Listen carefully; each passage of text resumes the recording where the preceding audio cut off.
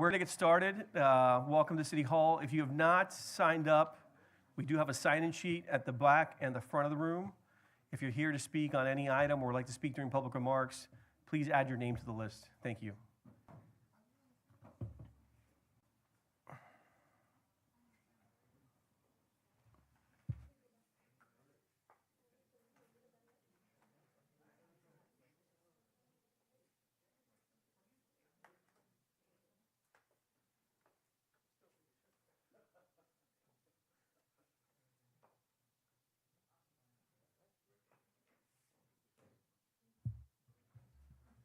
Okay, good evening, everyone. Today is Tuesday, May 6th. The time is approximately 7 p.m. We will now call to order the City of South Miami Commission meeting. If you could please silence or turn off your cell phones, we'd greatly appreciate it. Madam Clerk, if you could call the roll, please. Yes, Mayor Fernandez, Present. Vice Mayor Corey, Present. Commissioner Bonish, Here. Commissioner Kaye, Here. Commissioner Rodriguez. Here. You have a quorum. Thank you, Madam Clerk. If we could please stand for a brief prayer, followed by the Pledge of Allegiance led by Vice Mayor Corey. And I would ask this evening that we keep in our prayer briefly former City of Miami Commissioner Manolo Reyes, who left us last month, and also Pope Francis. And with that, I'd ask us to say a brief Hail Mary. Hail Mary, full of grace, the Lord is with thee. Blessed art thou amongst women, and blessed is the fruit of thy womb, Jesus. Holy Mary, Mother of God, pray for us sinners, now at the hour of our death. Amen. Amen. Vice Mayor Corey. Thank you. I pledge allegiance To the flag of the United States of America and to the republic for which it stands, one nation, under God, indivisible, with liberty and justice for all. Thank you. Please be seated.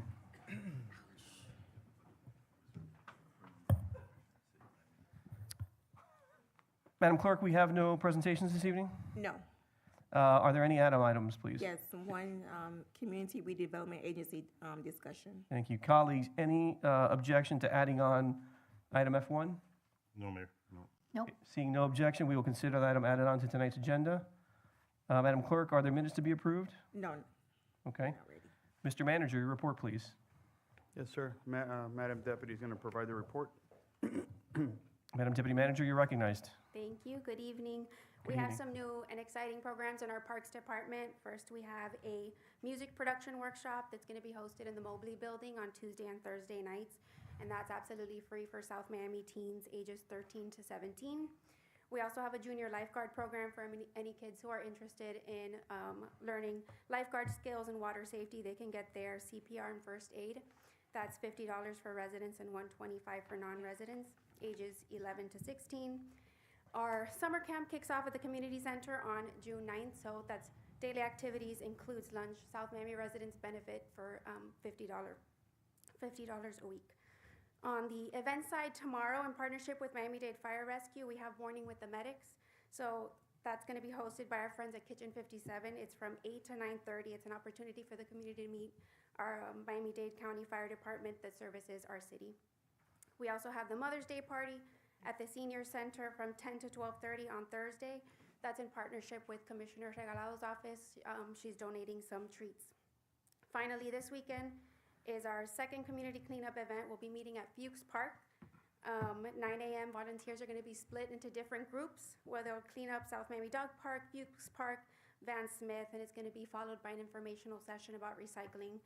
Kids are able to get volunteer hours for that, so there's a registration on our website, and they can also sign in that day to receive their hours. That's the manager's report. Thank you. Any questions, colleagues? Seeing no, we'll move on. Thank you again. Thank you. Mr. City Attorney, your report, please. Just want to give you an update on the Mandelstam discussions. We've had productive discussions. Spoke with him just last week. He has the application materials. Mr. Lightfoot provided those to him for the plan development application that he intends to submit. Kind of walked him through the process and just trying to respond to what he needs. I have also made it clear to him that we need this easement very soon, or it doesn't have the value that it would otherwise have to us. So he's aware, and we're trying to push forward, but he has not signed the settlement agreement. Are we having these conversations via telephone or in person, sir? The last one was via telephone. Okay. if I could ask you to organize another follow-up meeting Absolutely. where I can attend with him and our council. Okay. I think we just need to kind of have another face-to-face conversation to kind of put him at ease, because I know he's a little bit concerned about terms changing, and that this is not Yeah. necessarily the easiest subject matter for a layperson to understand. So Will do.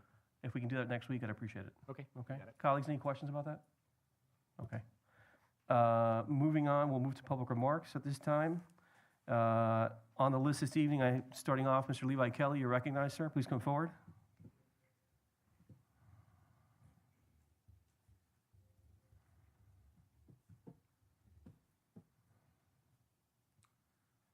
Good afternoon.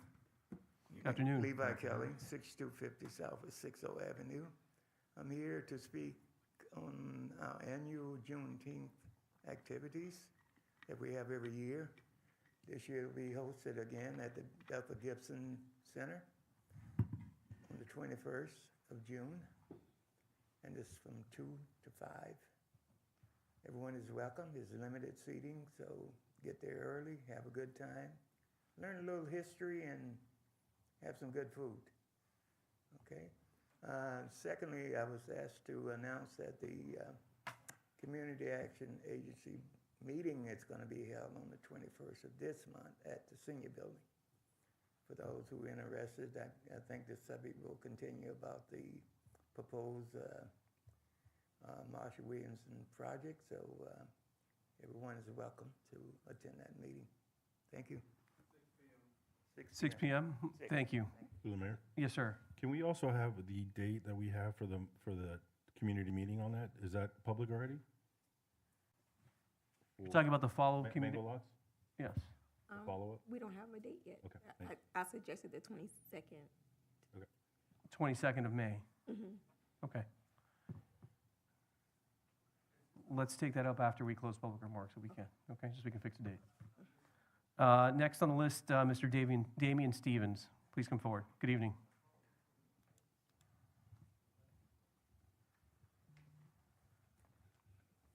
Good evening, Mayor, City Commission.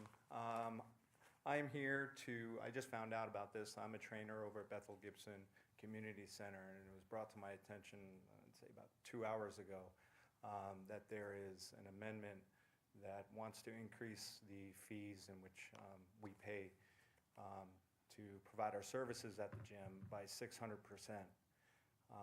So I felt the need to show up here and voice my opinion about the fee schedule going up to 600%. Now, I did see a piece of paper. I don't have much information about it, and I just have the total dollar amount regarding the fee schedule and justification for it. Now, I've worked at the Bethel Gibson for a number of years, where I'm a trainer. I taught the seniors class. I taught water aerobics as well, and it's a really great place to work. It's not a big commercial gym. It's very intimate, and recently we did have several other trainers come over and join us over there, and I think that is probably the catalyst for why we're having this discussion, or someone brought to the attention of, hey, what are they paying in fees? And the fee schedule was being compared to a lot of the public gyms in the area, which it's not a municipality. It's not run like a municipality. Speaking for myself, I work maybe 2 hours there. So that fee schedule probably is not going to work for me. And I know everyone's in a little bit different position over there with regards to how many people they're training, who's working for them, et cetera, et cetera. So everyone's got their own unique situation. But speaking for myself, I work in the middle of the day from 10 to 12 maybe, working with special populations, Parkinson's, seniors, with its grand total of 5 people. Now, taking my training fees from $600 to $3,600 is a little bit high. Now, passing that along to these folks is not really a viable solution for me. So, and especially with everything that's going on in the world, you know, going up by 600%, especially now, you know, I think it's a little bit high. So I'm just going to ask that you guys reconsider maybe taking a look at other ways, maybe based upon usage, or things like that, to come up with another viable solution to this. But going up 600%, I don't think is a really viable solution. Thank you, sir. All right, thank you. Mr. Phillips, I've got you next on the list. I'm happy to recognize you now, but I think it might be more valuable to our conversation about this. I'll take up your item towards the top of the agenda and maybe let you speak when we call the item up. So your comments happen. And Mr. Stevens, I'll recognize you again if you like to add something to the conversation. Just so it happens contemporaneously, it's a little bit more fresh in our minds. Is that okay? Okay. I also have Mr. Lopez and Mr. Truby on the list for the rezoning, which is item 5 on our agenda. I'll also move that up. You're welcome to speak now, or I can call you up when we have the public hearing on the item. Okay, Mr. Lopez, you're fine. Mr. Truby, you good? Okay. Okay, anyone else in public remarks that has not signed on to the list? Madam Clerk, is there anyone online? Mr. McCants, you're recognized. Anyone on Zoom, please raise your virtual hand.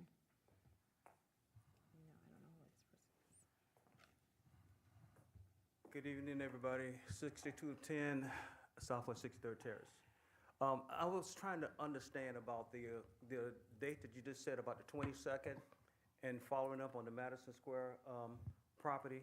Is that what I just heard? We haven't fixed a date yet, so I think the clerk had suggested possibly May 22nd as a date for the follow-up community meeting that we discussed. Okay, just last to meeting. put this out there, because we're meeting on the 21st already, and is it possible just to combine those meetings so you can get a little more participation from folks from the community? I have no, so what you're saying is piggyback on the existing CAA meeting Yeah. Mhm. and have this added as an agenda? I don't Yes. have any objection, colleagues, do you? Mr. Manager, any thoughts? You do? No objection. No objection? No, the clerk was just trying to get availability from all you. I think that's what she was working on. So, I would really just up- say it's not our forum. Yeah. Yeah, I know it's, but if there's no objection from the chair, if Dr. Price wants to have us Dr. heard. Price is already on board with it, we discussed it. Okay. Mr. Keller's the vice chair, so, you So, know, Madam Clerk, if you can confirm with Dr. Price May that she has no objection to having that added onto their agenda, we can certainly do the public outreach on that day. okay. Okay? And one more thing, I want to thank Commissioner Steve for putting us in touch with the Metro Rail Underline. You still can't say my last name, Ken.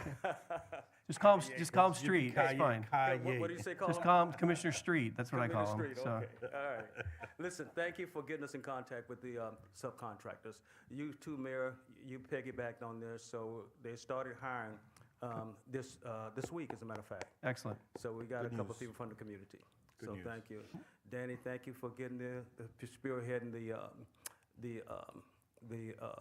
truck drivers, the food vendors. The pastors are very appreciative. You're gonna get some more calls for that.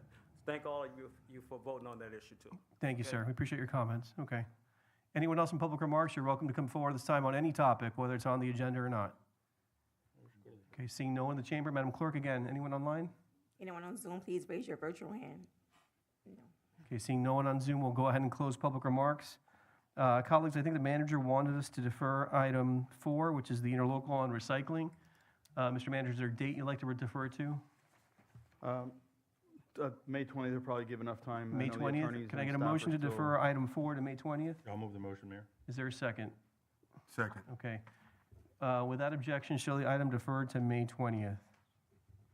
Okay. Can I get a quick motion, if you could, Madam Clerk, if you can read items N1, N2, and N3, which are the board appointments? Yes.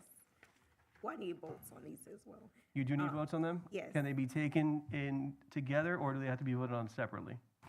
You could do one. One by one? Please. Okay, no problem. If you can read item N1 then, please. Yes, Planning Board, John J. Miller has been recommended by Commissioner Rodriguez to be reappointed to serve at large on the Planning Board. Okay, can I get a motion on N1? Motion. Moved by Commissioner Rodriguez and seconded by Vice Mayor Bonich. Yes, I sorry, She's I looking couldn't for get her my microphone microphone button. to turn No on. problem. Madam Clerk, if you can call the roll, please. Yes, Commissioner Kaye, Yep. Commissioner Bonish, Yes, Commissioner Rodriguez, Yes. Vice Mayor Corey, Yes. Mayor Fernandez. Yes. Okay, he's a reappointed. Thank you. You can read item N2, please. Into Design Review Board, Mariana Corral has been recommended to be reappointed to serve at large as a landscape architect on the Design Review Board. Commissioner Rodriguez, would you like to move that as well? Move it. Is there a second again by the, I'll by, second. okay. Got a motion by Commissioner Rodriguez and a second by Commissioner Street Madam Clerk, if you can call the roll, please. Commissioner Street, I love it, she's jumping on board. Commissioner Moniz, Yes. Commissioner Rodriguez, Yes. Vice Mayor Corey, Yes. Mayor Fernandez. Yes. 5-0 pass. If you can read item N3, please. Yes, Design Review Board, Javier Baena has been recommended to be reappointed to serve at large as a Florida Registered Architect on the Design Review Board. Great. Is there a motion on item N3, please? I'll move the motion. Second? I'll second. A motion by Commissioner Kaye and a second by Commissioner Bonich. Madam Clerk, if you can call the roll once again, please. Commissioner Kaye, Yes. Commissioner Bonish, Yes. Commissioner Rodriguez, Yes. Vice Mayor Corey, Yes. Mayor Fernandez. Yes. Passes 5-0. Okay. Colleagues, I'm going to propose the following order because I do see people in the audience on various items. So we can take M3, which is a discussion item, which is on trailers and RVs. That was added by Commissioner Rodriguez. And we'll move on to item 5, which is the rezoning. And then I'll take up the gym fee change as a third item. Okay? Any objection to that sequence? No, Mayor. Okay, if you can read item M3 for the record, please. Yes. Commissioner Rodriguez, reviewing how the city currently allows for trailers in backyards of residents, possibly adding guidelines or not allowing trailers. Thank you, Madam Clerk. Commissioner Rodriguez, did you want to lead us off with any thoughts, or should we get a state of the current play from the city attorney on what the rules are today, and so we're all kind of working from the same? I think that would be best to get current state. Mr. City Attorney or Madam City Attorney, could you give us a quick overview on the rules we have in place that regulate, I guess, the storage Or of RVs. of recreational vehicles on single-family residential lots? Yes, good evening, everyone. So the rules are in 20-3.6, subsection S, accessory storage of recreational vehicles. The vehicles are defined for what they are, and essentially they're storage regulations. And none of them can be used for an abode or dwelling place while parked within the city. It cannot be used as a temporary living quarter. It may be parked on-site, subject to certain conditions which are laid out in the code. Only one per site. It has to be within certain setback areas in the rear and on the side. And it has to be maintained in a clean condition. Most importantly, subsection 7 of those conditions, the RV shall not be used for living or sleeping quarters or for housekeeping or storage purposes, and shall not have attached any service connections, except as periodically required to maintain the RV and appliances thereon. And there's certain other limitations, but essentially the code allows for storage of the RV with these conditions that are laid out. Okay, colleagues, any questions about the current rules? No. Okay. You've got questions? No. Okay. Good? Sorry. All good on this side? Great, okay. Sir, you're recognized if you want to go ahead and make some comments. Okay, so the reason that I bring this up as a discussion item is, recently it's come to our attention that, there are neighbors that are having RVs in their backyards, and there are neighbors that don't appreciate having to see the RVs from their house, understandably. The problem begins when the RV is hard to monitor whether it's being lived in or not, because obviously our code enforcement does not work at night. So if during the day nobody's in the RV and at night there's someone sleeping there, obviously it becomes an issue. So I wanted to bring this up as a discussion item because I don't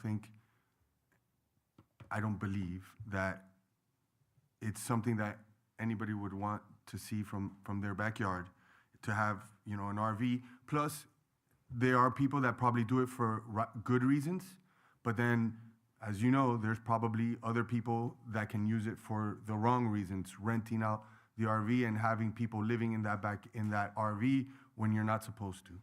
So I bring this up as a discussion item to discuss amongst the commission whether do we want RVs, or maybe we find a happy medium where basically if you want to have an RV in your backyard, you would have to pull a permit.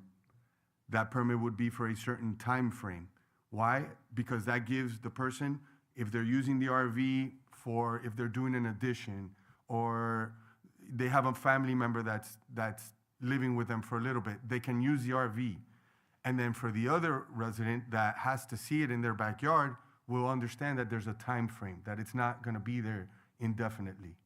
So that can be an option where you pull a permit and then could be limited to certain amount of times where you can either extend it or pull a new permit. Because the way around it would be permit expires or your permit's over and you just pull another one and then pull another one and then pull another one and it never ends. So you would be limited to a certain amount of time and how many times you can pull that permit is a suggestion that I have, but I wanted to discuss it amongst the commission and see how you all felt. Colleagues, who wants to go next? You can, yeah, absolutely. You're recognized, Commissioner Bonich. Thank you. First, I want to tell you something that actually happened to my sister. My sister lives in unincorporated Dade, and she had her camper on the side of her house. She had had it there forever. When she did her driveway, the county came and said, by the way, you can't have that there. You have to do this. You have to do this. At the end of the day, come to learn that the county is actually cracking down on any of these in any property because of exactly what Commissioner Rodriguez just said. The economy, obviously, not great. People are using these to live in. I don't think that that's something that we should be having in our city. If it was my next door neighbor, I would not be happy having an RV that I can see from my backyard. I think we're doing so many things to push us toward the direction of having a more beautiful city, having something, the city of pleasant living has to be pleasant in the front yard and in the backyard, and for the neighbors all around you. And I think that when you have an RV in your backyard, that's not pleasant for anybody except maybe the person that owns it. There are places where you can store these, and I don't think that our backyards should be one of them. Further comments? Commissioner Kaye, Vice Mayor, who wants to go next? Do you want to? So I come from a family that has RVs, so I'm on the complete opposite side of the spectrum. So my family, they have their RVs in the back. They use them. My parents are currently traveling North America right now in an RV, right? They're in Toronto. Say hi to my parents. We've also had this problem before when we talked about boats. Correct. Right? So we left the boats not in the front, but we let them in the back for storage. I come from the agreement that if you want to have a toy and you want to put it on your house, it's okay, right? That's why we live here, right? Because we have the abilities to have boats. We have the abilities to have RVs or whatever toys that we want. It's in your backyard. It's enclosed. So I'm on the opposite side of that. So I'm okay the way the legislation's been written.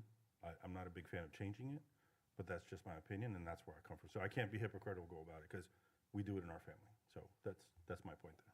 Mr. Vice Mayor, you want to say something? Sure. Yeah, I think similar to Commissioner Kaye, as a matter of principle, I would say that like having it in the backyard does seem like something that people should have as a right. I do think that it does make sense to regulate them at least similar to how we do with boats from an aesthetic point of view. I do get that they're very difficult to regulate, to know if somebody's living there. Obviously, we could catch it if somebody was potentially advertising it as a rental on an Airbnb site or something like that. Hopefully, we would potentially be able to find it. But yes, it is very difficult to regulate. But I think I would be uncomfortable saying that you couldn't have something like that in your backyard. I do think that it might make sense to regulate it very similar to how we do with boats from an aesthetics point of view, though. Okay. So my 2 cents, appreciate the suggestion regarding allowing people to permit living there, but I think that opens up Pandora's box, although it's from a place of good intentions. I like the rule that we have that doesn't allow people to use it for living at all. I'm not an RV guy. I have a little slightly different perspective on this, which is, and I've shared it with a couple of the neighbors who've called me about it. I get concerned when we go to ban things that we're inviting Tallahassee to come in and preempt us, right? Which is something they've been doing with a lot of regularity. And RVs, while I'm not a fan, Commissioner Kaye's family is, they're very popular across the state. And so I just be careful that we don't invite, industry to go to the legislature as they do and say, don't allow jurisdictions to put reasonable rules around where these things can be stored, right? I think from our consistency perspective, we should begin at least treating this like it's a boat, should not be in the front yard. I think the screening standards that we have are probably a little bit too lax because these things are a little bit taller than the average boat. So I would say, right now, I think they're required to have a 6-foot wall or fence. Probably if we should require landscaping of at least 10 feet so it masks the majority of the RV. Yeah, a hedge or something, in the rear yard where it can be stored. I think we should start by requiring them to be registered, right? We talked about the difficulty in enforcing whether people are living there. Part of that is we don't know where they are. So I think, as a matter of course, if you have a toy in your backyard or your front yard or wherever we allow it, we should require you to register it so we can actually give code enforcement a list, and they can on occasion spot check these locations unannounced and make sure that, you know, people aren't using these, you know, a boat can have a cabin that can be lived in as well, it's connected to power. And so I think, you know, it lends itself to the same kind of abuse. I certainly think in the one case that we've all been made aware of, to me, very obvious, if the RV is open, side panels are extended, it's being used for living. I think prima facie, that should be in our code. An indicator, there should be a, Tony, help me here, legal standard, it should be Precedent? not a precedent, it should be, gosh. I was trying to beat you guys illegally. Should be a rebuttable presumption that if the RV is open and not closed, right, that it's being used for living, and it's on the burden's on the property owner to rebut that presumption. So I think that might be one way to strengthen our standards so that it's on the property owner then if it's open, you know, which should indicate that it's being used for living and not just being stored on the property, that they've got to present evidence to the contrary. Otherwise, it's a violation. Yes, ma'am. If we're gonna do this, then I think in fairness, we need to say they cannot emit noise, because my sister ended up literally having to get rid of her RV. They should not be able to emit noise or run the air conditioning other than for, 5 minutes for maintenance, right? Which they need to just kind of keep the systems running, but it should not be a condition where whether it's trailer or motorized recreational vehicle should not be running, right? It's simply, all we're doing is allowing storage. And, we can take it a step further. I would say, given the lesson we all learned from the boat conversation, if we want to move towards banning it, I wouldn't say we do it right away. I'd say we give the owners that have them today the same protections we gave boat owners, which is we've allowed here for generations people to store boats in their front yards.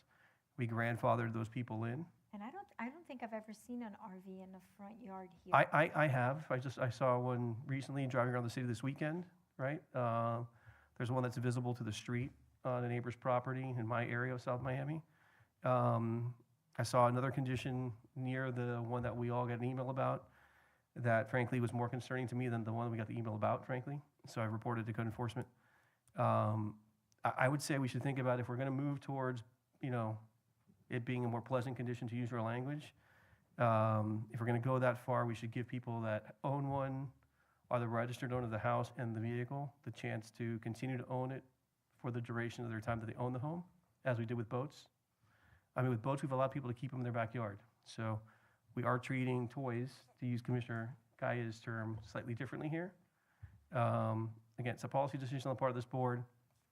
I asked the deputy manager for what our violation history is on these issues. We've had 5 violations that we've identified in the last 3 years. 4 were kind of proactive on our part. 1 was reactive. 1 actually got to the notice of violation stage. So I would tell you, we're not in the situation that Hialeah found itself in recently, where the people were actually living rampantly in RVs and backyards for all the reasons you mentioned, because of the rising cost of housing. I don't know that our situation rises to the level where we ban them, and Hialeah did the opposite. They legalized all the illegal units that they had as a kind of to strike a balance in the market there.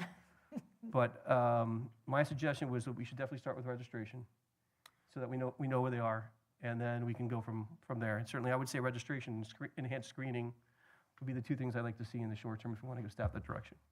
So Commissioner Rodriguez, yeah. I'll go back around the horn. sorry. So through the mayor. So pulling a permit actually is a form of registration. So if someone pulls a permit for it, we know that it's there. Yeah, I just don't want to pull a permit so they can live there. So that's why I was disagreeing. Well, the reason I'm saying live there, Yeah. and the reason I'm giving this option, or I suggested this option, is because there are people, as the current one that we know, that needs it temporarily, as it was mentioned. There are other people who do additions to their homes that can't afford another apartment or another house. So there is someone in the city who lives in a RV in their backyard. That's why I said it, we limit the time frame, so it's a finite time that they're allowed to have it, and only have it and only be able to do that a certain amount of times. That's the reason I said the permit, I'm okay with the registration, but there are people that might need it for other reasons and then you do get the special instances like we had on 64th, that the guy had 4 RVs and he was renting them out to 4 different people, and he had basically a trailer Park in his backyard. in his backyard. And that's what we're trying to avoid, because I don't think any other residents in our city would appreciate that. So the permit just lets us know that it's there. We know what they're using it for. And at the end of the day, it gets inspected by our building department to make sure that it's up to code. And it's only for a finite time. The person who has it knows that it's limited, and the neighbor also knows that it's limited. Not there for. So you say it's gotta be, you can only get the use authorized if it's in conjunction with a building permit for the remodeling of the principal residence? For that could be one, yeah. Okay. Thoughts on that, colleagues? So, Mayor. Yes, sir, so, you're recognized. Currently, and Tony, maybe you can help me with this. Do we currently have the boats being registered if it's in their backyard? I don't think so, right? We do No, not. no. Right, so, It's only for front yard. Yeah, but and I'm using the model the same. If we can do it with boats, we can do it with RVs in the back, so you don't need a permit. You don't need to register. Commissioner, I think the only reason I would suggest there's a difference is that this particular toy lends itself more easily for people to live in it than a boat does. Yeah. Right, and Right. our code already states you cannot live in it. So if they're violating code, they're liable to get, a fine on it. No, I understand, but I think it's also harder for, look, I want to be practical in what we do. I think if code enforcement has a list, right, and there's 12 of these registered across the city, code enforcement once every couple of weeks can do spot checks of those addresses and just see whether, those recreational vehicles are being misused. That's the only reason I suggest the registration, but, that's whatever the Mayor- preference of the board is. Mayor, I just struggle with that because, if we have that and we have it consistent, government is consistently going in there and doing checks on it, and you have a family that is in need of it, the neighbors don't really care if they have an RV in there, right? Why is it up to us to go decide if it's liable or not? Like, the neighbors can go work on it. If it doesn't bother the neighbors, why should it bother us, right? If a family needs it for a couple of months and they're living on it, why does that matter for us? I don't think we should intervene in that. That's my opinion. Okay. Yes, sir. I, Wait, let's go back around. okay, go. Madam Vice Mayor, and I'll get you Yeah, no. to close. I think I'm very clear. I actually like your suggestions, Mr. Mayor, because it lends itself to some form of not only personal responsibility, but responsibility towards your neighbors. We are supposing that you are a good neighbor, and not everybody is.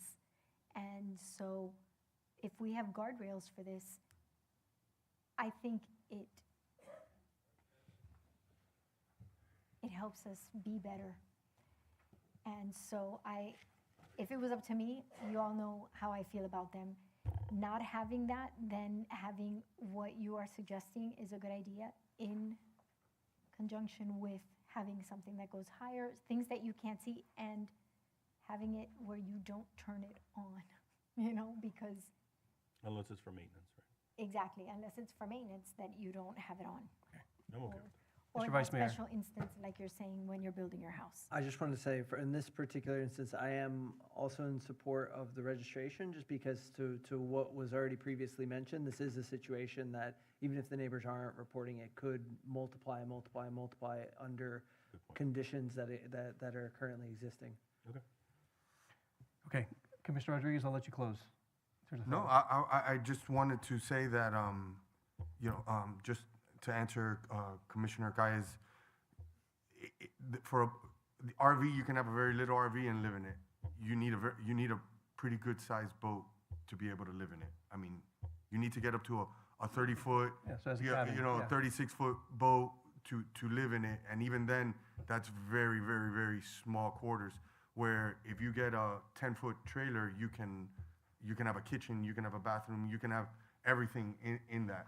So I just wanted to clarify that. And there are neighbors complaining. So you said, should we get involved? And no neighbors are complaining. whole issue this came up is because there are concerned residents about this issue. And I'm just we're hoping that we can come to a solution where, you know, we don't just completely ignore one side or the other, but try to come up with something that, you know, helps both sides, but also doesn't leave it there permanently. That's really all. A registration, I'm good with the registration, because at least we know it's there. So I think if there's consensus, I'd like to give the city attorney direction to bring back a revision to this code section. This requires any owner that has an RV to register it with the city at no cost, just so we know where it is. And I think the one standard in the code I'd like to modify is the screening, which I think right now it's too low. It's like less than half the size of the maximum height of the unit. I would say maybe landscaping that's at least 10 feet tall on the edges where the setback closest to where it's going to be screened, or the two setbacks closest to where it's going to be located on the lot, so that the abutting neighbors have some visual protection from the storage of the recreational vehicle. Those would be my two suggestions. I'm open to any others. Yes, sir. Did you also want to grandfather in the ones that are currently? Well, I think I would only do that if we're going to move to ban them in any particular location. Right now, they're only allowed in the rear yard, which is consistent with where we allow our boats. So, I mean, if we're going to go to, I thought I heard Commissioner Moniz say maybe that we should not allow them at all to be stored on properties. I would say if we're going to do that, then we should give the current owners the ability to keep it. But if title changes to either the RV or the property is inconsistent with either one, as with the boats, you'd lose the right to keep it there. I would say let's take it in steps. I don't think we have a condition, obviously, that we're all aware of. We should try to course correct for it. I really don't want to overregulate in this space for all the reasons I mentioned, because we might invite people to come in and say and take away that authority. I think if the registration and the landscaping don't get us further into a posture of compliance, and we see a proliferation of the issue, more people buying RVs to basically rent them in their backyards or to use them as, you know, additional living space, then we can take further steps. That's my suggestion. So, any further add-ons, or are we good with that direction? I'm okay with that direction. I just also want to mention that, you know, to regulate it, that means that our code enforcement would have to go out there at night or very early in the morning, I guess, would be. So just keep that in mind, that the regulating part of this is difficult. Yeah, I would say though that I think I mentioned this, right? We should have a rebuttable presumption in the standard that you bring forward. I'd like to include that. Where, because, you know, Commissioner Rodriguez, one of the things that's obvious, the circumstance that we're all aware of, is when you look at the RV, it's open. So the sides, right? Not every time, but if you're typically living in it, you're going to open it up. You're not going to keep it collapsed like you would be when it's driving. So I think that should be an assumption that it's being used improperly, right? And you put the burden on the property owner so that happens less frequently. And again, this not only empowers our code enforcement, but any neighbor, as was the case with Stunna, for those of us who were on the board at the time, can send us video of what's happening after hours to document the condition, and with that, we can bring forward a code enforcement action. So if I'm misspeaking, Madam City Attorney, Mr. City Attorney, please let me know. But I think that should give us more tools to help clamp down the problem and not have to necessarily be enforcing overnight. Okay? So with that, I would say direction, three things: registration, requiring a landscaping hedge of 10 feet, and then, yes, sir. I'm sorry, through the mayor, instead of limited 10 feet, can we just put full coverage? Is that the posture of the board? Because let's say 10 feet and you still see the RV, I mean, what's the purpose of the 10 feet? Okay. Might as well just do full coverage. So require some kind of hedge material to A hedge material that would fully cover the RV at minimum. 10 feet. Remember, I only suggested 10 feet because we're trying to think of the sight line from a neighbor's, you know, side yard or rear yard. They're not necessarily going to be, you know, if you're standing right up against the property line, you're probably not going to see over the hedge at 10 feet. That pop up, you never know. Yeah, I mean, let's work on the standard. let me work on something. Let's just fully screen it, and then we can discuss it when we bring it back on first reading. Okay? Right? Okay. Okay, let's move on. So, thank you for that. We will bring up, let's go to item 5, please. Yes, Item 5, an ordinance of the mayor and city commission of the city of South Miami, Florida, amending the zoning map of the city of South Miami to change the zoning district of the property located at 6540 Manor Lane from duplex residential RT6 to townhouse residential RT18. Great. Mr. City Attorney, this is a quasi judicial matter. Do you need to give any warnings? Thank you, Mayor. Application number 5 on this evening's agenda is quasi judicial in nature. The clerk has read the title of the resolution, which, before the public hearing, which will start shortly. The public hearing will include presentations by staff and the applicant and public comment. The commission may ask any questions either before or after public comment is closed. Following public comment, the commission may deliberate on the item. The quasi-judicial procedures require this commission to consider the evidence presented to it and base your decision on the applicable law and primarily on the evidence presented, whether by the applicant, staff, or members of the public. This is the first of 2 readings of an ordinance to consider the applicant's request to rezone the property. The criteria to consider is in section 20-5.7 and in general law, which requires the proposed zoning be consistent with the comprehensive plan and compatible with the surrounding area. The evidence considered must be substantial competent evidence. That means testimony or other evidence based on personal observation or relevant expert testimony that a reasonable mind would accept as adequate to support a conclusion. It is not a popularity contest. It cannot be based solely on non-expert opinions, no matter how fervent those opinions might be. Anyone who seeks to speak on an item should be given an opportunity to speak during the public comment portion for the hearing. If you intend to provide testimony as to the application, you will be sworn in before your testimony is taken. We'll do that shortly. Please know if you speak, you may be subject to cross-examination. If you refuse either to be cross-examined or to be sworn, your testimony will be considered in that context and given its due weight. The general public will not be permitted to cross-examine witnesses, but the public may request the commission to direct questions on their behalf to either staff or the applicant. At this time, anyone who wishes to speak should be sworn in. I'd ask that you please stand and raise your right hand if you plan on speaking. Mr. Truby, thank you. Do I you? think that's everyone that's registered. That's everybody? Okay. Do you swear or affirm to tell the truth, the whole truth, and nothing but the truth? Thank you. Madam Thank you. Clerk, please confirm compliance with the advertising and notice requirements for tonight's hearing. Yes. Thank you, Madam Clerk. And then last thing, Mayor, Vice Mayor, Commissioners, have any of you had any ex parte communications with the applicant or any members of the public on this item? Just with staff. I have not. Okay. All right. Everyone else said No. I spoke No. to one of them earlier before the meeting. to one of the residents? Yeah, Got it. Okay, thank you. About the application? yes, yes. Thank you. Thank you for that disclosure. All right. Okay. Mayor. Thank you. Staff, who's making the presentation, Mr. Manager?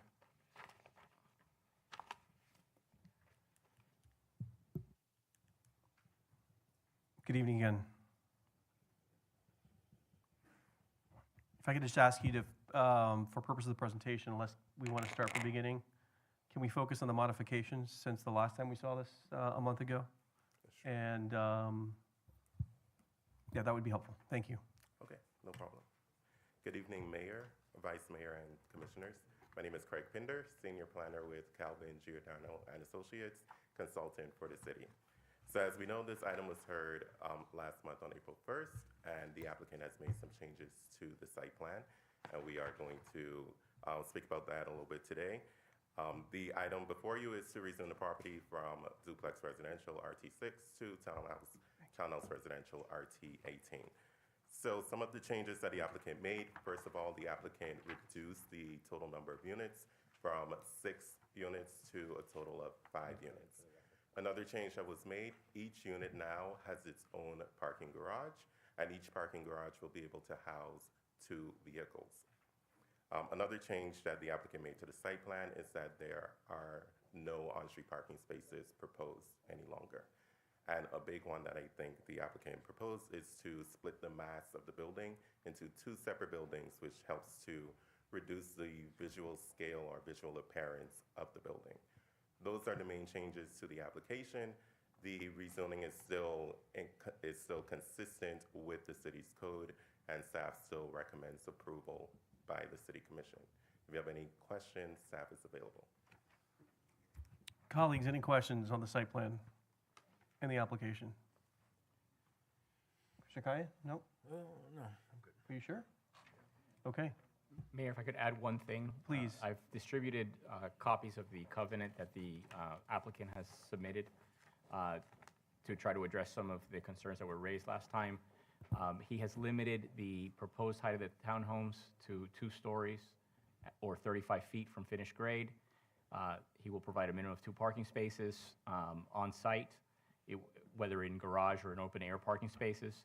He's limited the number of units to 5 townhome So you're units. turning on 2.2, which is the garage? Yes, I just want to make sure I'm understanding what I saw in the package. yes. The garage spaces are all designed to be undercover, correct? The garage spaces are. So that's, but it's two spaces in each garage, am I? It's, no, he has, I believe it's 1 space per garage, and the applicant is here to address it. Okay, okay. Mr. Fon, do you want to answer that question for the mayor? Let's do this. Yeah.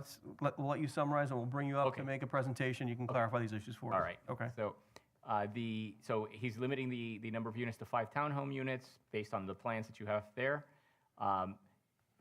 If the units developed are rented, the rental agreements cannot be for a period of less than 30 days, and any new trees that are required to mitigate the removal of the existing trees on site and which cannot be accommodated on the property will be planted on either city land to be agreed upon or the underlying property. Okay, Those are the commitments he's made. okay. And, Mr. City Attorney, in terms of the enforcement rights under the declaration, they're in favor of the city, and in the case of dispute, do we get our costs recovered, or how does that work? At this point, there's no provision for fee shifting. We can incorporate that before second reading. Okay, I think we should. Okay. Through the mayor. Yes, sir. What's your thought process on that? Why do you want to do some shift? Because I don't want to have to bear the cost to enforce the covenant if there's a violation of it, And the covenants for what again? and we prevail. What? What's the The covenant? covenant is to, so that we're not providing, the way I read this, the covenant is in favor of the city, so they're proffering it to us, right? That's right. And so we're the only party that can bring an action to enforce it. I do not want costs, right, to be an impediment to this board or a future board to bring an enforcement action to make sure that any of the representations made by the applicant are adhered to. So it's silent on that point, I think, as I looked at this quickly. Yep. And I just want to be expressed that if there is an alleged violation and we bring forward an action to enforce the covenant, that ultimately the owner of the property is going to be burdened with reimbursing us for our costs. That's why I asked for it. Any objection to it? No? Okay. Okay. Mr. Pinder, thank you for the clarification on the changes. We'll recognize the applicant and we'll open up the public hearing. Okay?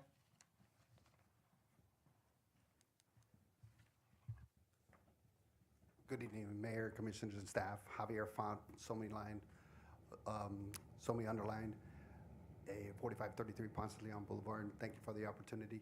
I won't go through. Mr. Font, I would appreciate in your presentation if you, I'm just want to get us to the issues, a summary of what the changes were, and if you can share with us what the comments you heard from neighbors. I know you had, I believe you, when you left here, the intention was to have conversations. Correct. Understand what was discussed, what you gathered from those conversations, and how it may be reflected into the changes that you've incorporated. Okay? Yes. I met with the couple that lived right across the street. I met with her on site and walked the site. I was not able to be with the second person who spoke. I did speak to him prior to the meeting, kind of showed him the changes. But the biggest move, I think, was, if you remember, we had one building with 6 units, and the entry to the entry and exit from the driveway was actually on the left-hand side of the plan that you're looking at, sort of parallel to the property next to us. And it So came out- where Townhouse 1 is depicted. Correct, Okay. correct. And there was concern that was coming out into the corner, and although we had some discussions about lights not shining into the neighbors when we're coming in, we were shining lights into the neighbors when we were coming out. So what we decided to do was obviously reduce 1 unit to 5, take the 3-unit building and split the building in 2. So we took the 3-unit building, put it on the hard corner, which is a little bit busier. We took the 2-unit building and faced it towards the neighbors across the street, got rid of that driveway. So it made it a lot more pleasant for them to look across the street and not see cars coming in and out. And we did put the driveway in the center where it comes out directly into the office building in front of us. So I think that was the biggest move. Obviously, as you guys have heard, 2 stories, 35-foot max. The entry drive move, no parking in the swale area in the front, all the parking in the back. We do have 2 cars per, or a double car garage per unit, so we want to make sure we have plenty of parking back there. And we've agreed that, because there are some trees on the site, there's some that are actually on the other line, some on our site. The large royal palm that's back there, we hear is in pretty bad shape. So what we've decided is any trees that we have to mitigate for, if we can't fit them on site or we can't move them off site, we will plant those trees either in the underline, in the swale area in the front, or somewhere else that the city would want us to plant them. And then the last concession that we made was no short-term rentals, no Airbnb or anything like that, so nothing under 30 days, rent them. Okay. Colleagues, any questions or comments? Mayor. Yes, sir, you're recognized. Thank you, Mr. Font. Can you speak a little bit about the current tree disposition plan? Like, what is it that's there now? Any impressive oaks or any trees? I specifically would like to know, there's about 4 mango trees that are along the front that at least a couple of them from this plan will get lost. So if they're removed, those are the ones I'm interested in understanding how they're going to be relocated on the site or preserved, if they can be. Absolutely. I don't know if we can fit them on the site or not, but there are mango trees that would have to be removed. So the site basically has mango trees. I think there's 1 avocado tree. There's 2 Royal Point Siennas, one of them which is on our property, one of them which is just outside our property on the underlying property. There are some palms, thatch palms, I think, that aren't worth much. There are 2 Royals on the property that are huge. And those Probably a hazard, honestly. Yeah, having they had are one a on my hazard, property. so they should be removed. And then the one tree that is, I think, an oak, is actually on our neighbor's property. It's not on ours. And it is on the side of the property where the driveway used to be and where we have a landscape area now. So, but yes, obviously, because we're building the townhomes on the street, and those mangoes and that avocado tree are alongside the street, those are going to be removed, or we'll either replace them somewhere or we'll mitigate for them. I'm happy to plant some mango trees wherever you guys would want. So, I mean, we want to do a heavy landscape plan. We want to do something nice, obviously, buffer ourselves in that corner because it is a busy corner, but we just haven't gotten to that point yet. So, but the one specimen tree, if you will, that's out there is the Royal Point Sienna that sits on our yard. We have had an arborist look at it. He said it's not in great shape, but our landscape architect is talking to the underline to maybe move it onto the underline next to the other one that's there. But I mean, we'll do whatever is right to be done. Right? Commissioner Gaia, further comments? No, thank you. Commissioner Rodriguez, you're recognized. Hello, Mr. Font. What do you do about guest parking? So we don't have any guest parking right now. We're going to assume that they'll park either on the swale across the street, but that was one of the things that the city had talked about. So, and they may be able to park behind some of the townhomes there. So. Further comments? Madam Vice Mayor? I'm sorry. Mr. Vice Mayor, Madam Commissioner, nothing? Good save. Sorry, thank you. Just a couple of comments. I think, again, I don't know how much this was informed by conversation with the neighbors, but I certainly prefer this disposition substantially an enhancement over the last iteration.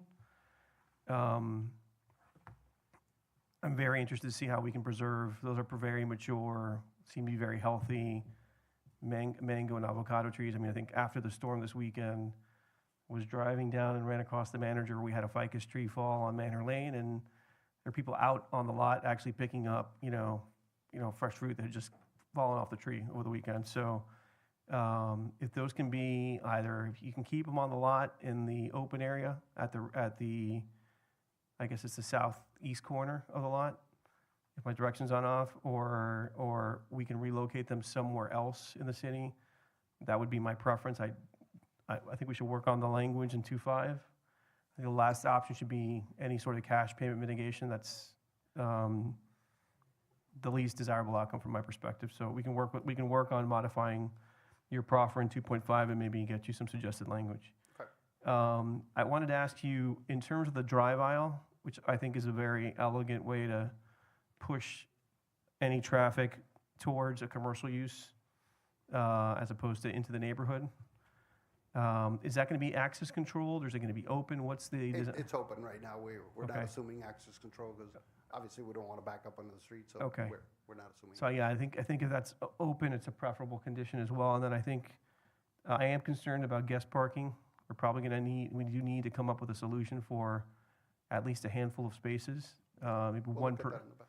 one per unit, and maybe if we can do that in the back. I would like to preserve as much of the open area as possible. I don't know what the clearances are. It looks like you got a 20-foot drive also, probably not deep enough there to, you'll probably have to eat into that open area to do that. But in the next iteration on second reading, if you can think about a solution for some guest parking. I do not, that swell condition with the office building notwithstanding, it's a wonderful owner. It's like a suboptimal condition for the neighborhood today, and I don't want to compound it further by not planning for some level of guest parking for the units on site. So, would appreciate your continuing to work on that. We'll try. I don't think we can get 5, and I don't think that any code would call for 1 per, but. No, but if we we'll get- definitely try and get, I'm just see what we can do on site. shoot for the moon from my perspective. So, okay. Colleagues, further comments? Okay. Thank you for your presentation. We're going to open up the public hearing. Thank you very much. I had 2 folks who had registered. Mr. Lopez, if you want to come forward at this time, you're recognized, followed by Mr. Truby, and then anyone else who'd like to come up and speak, please just line up behind the podium here. Good evening, sir. Hello, my name is Jason Lopez. I live at 7730 Southwest 65 Place. I would like to point out that I did have the benefit of speaking with them just minutes before this started. And I did speak to Danny Rodriguez just minutes before this started, where he informed me that he had spoken to many neighbors that were in support of this, which he did not tell the city attorney at the time that he should have. So I'm a little frustrated right now. I feel intimidated by the commission to a degree. I realize that's neither here nor there. Let's talk about the trees. Moving those trees is a farce. Let's be real. They're not going to be taken care of and saved and properly moved. They do stand as a very enjoyable entrance to our neighborhood where they are. If you look at this plan, the easiest way to save the entrance to our neighborhood is to A, make it 4 units and not 5, and to move those buildings back where there's no trees. Because right now they're choosing to build these buildings where the trees are. I will say you are correct that the royal palm is dangerous, but it is not unhealthy. It is one of the healthiest royal palms in Miami, and the Delaunix regia, the poinciana, is also a very healthy tree. So when they're just like, oh, they're just mangoes, oh, they're unhealthy trees, it's because it is not in their best interest to take care of them. It is not in their best interest to take care of the entrance to our neighborhood. They would rather point at sending the trees to the underline. Has anyone discussed that the underline is a native plant garden? It's going to accept the mango trees? It's hogwash. He's lying. That's not accurate. So the easiest way for this project not to offend the neighborhood and to protect the integrity of our tree canopy and our cultural history of this neighborhood is to change that plan. It's not to rezone it to 6 units. That is not the way to do this. The other thing worth pointing out is that these units are going to be rented out. You guys talk about adding space for families in South Miami. Yes, okay, wow, 30-day rentals. What does that mean? That means we get a new family every 30 days? They're going to contribute to the integrity of the city of Pleasant Living? No, I think what they're trying to do with that restriction is respond to a concern about not authorizing short-term rentals. I respect that. Yeah. But it would be a lot better if this that was going on, that was changing the neighborhood, was an opportunity for 5 different families to invest in South Miami, not for one developer to make money off of rental units, while changing the character of the neighborhood. And so you guys have the opportunity to control what's going on here. I realize that we need to move forward. I realize that we need construction, we need to bring more people in, but this is still a greedy plan. This is still asking for too much, and it is not taking into account what is actually in the neighborhood. It's taking into account their bank accounts and how much money they can make and what they can sell. And so I ask you guys, please don't push this forward. Make them come back to you and make the plan better. Actually go to the site. Speak to the residents. I wasn't spoken with. I've been the most vocal person about this. They did not reach out to me. So I feel that the responsibility is on you guys to protect our neighborhood. I realize that we have to move forward, but we don't have to move forward with this plan. So please consider that. Thank you, sir. Appreciate the comments. Mr. Truby, good evening. Hi, good evening, everybody. This first I've heard Jason Lopez talk, but I'm in total agreement with what Sorry, he sir. just said. I'm Please sorry. state your name and Oh, I'm address for the sorry. record. Christopher Truby, Thank you. And address? huh? Your address as well. 7740 Southwest 65th Place. Thank you. Okay, I'm in total agreement of what Jason Lopez just said. As a resident of this city and a coach and a teacher at Sunset Elementary for 25 years, and I've taught 1,200 kids through there with sports and teaching them about pleasant living, as we call it here. Teaching them to be good neighbors, teaching them just to be good people. I'm not saying these guys are bad people. I wouldn't go that far, but greedy is a good word. We don't want, I know I'm late to the party, but No, you're not, you guys are not late to the party, just to be clear. Please take into consideration what you're doing here. We're talking about putting apartment buildings on a corner that is one of the busiest. Have you guys ever been there in the morning? I mean, that's the way I go to work every morning. From Tom Thumb to 80th, to US 1, is so backed up every morning. And I have kids on one side that go to school at South Miami. I have kids that go down school down south. And I have to go to work. You can't leave. You're really stuck in there for a good 20 minutes before you can even get out onto 80th already. And now we're going to put 6 more 2-car units, is that what I heard? It's five. 5 more units with 2 cars, so potentially 10 more people right there in that little really rough area of parking and, of traffic and now parking sounds like too. So I'm not going to take a lot of your time. No one spoke to me or anybody that I know of around my neighborhood, and I really wish somebody would have talked to us about this. I know we got a few things in the mail here and there, but if this gentleman is saying he spoke to anybody, I'd like to know who he spoke to. I'd like to know which residents said, yeah, go ahead, because I don't believe that. So anyways, that's what I'm trying to say. I just think this is, please consider everything that's going on here. And it's not for us, it's for all the little kids in the neighborhood. Traffic already down Manor Lane is horrible. Coming through, people cutting through all the time, and in the morning and the afternoon. And I got 2 kids. They've been almost hit by cars so many times I can't tell you. I'm just letting you know it's a bad area already. So, traffic-wise, I don't mean a bad area. I love South Miami, but that's where I'm going with all this. All right, thank you. Thank you, sir. Appreciate the comments. Is there anyone else who would like to address this commission on? Please come forward. And again, your name and address for the record, please. Hi, I'm Lisa August. I'm at 6515 Southwest 78th Terrace. This is the second time I've spoken in front of you. It was in April where this was not up on the docket. But I have to echo both of their concerns in addition to the traffic. For some reason, within the last few months, I don't know if it's the buildings that are going up around the area, it has just been a cluster of trying to get out of South Miami. And I have to say, it's not 20 minutes, it could be an hour. So I just have to echo both of what they're saying and what's happening in our neighborhood. And we're all very close living around in the area. And there's just tons of violations. South Miami Police isn't present, writes on reds on the streets that are not permitted. I physically see every morning, within 20 minutes when I'm walking my dogs, 10 violations. So again, just want you to consider that and maybe come out and see what's happening in the area. Thank you for your comments. Anyone else would like to address this commission? Yes. Good evening.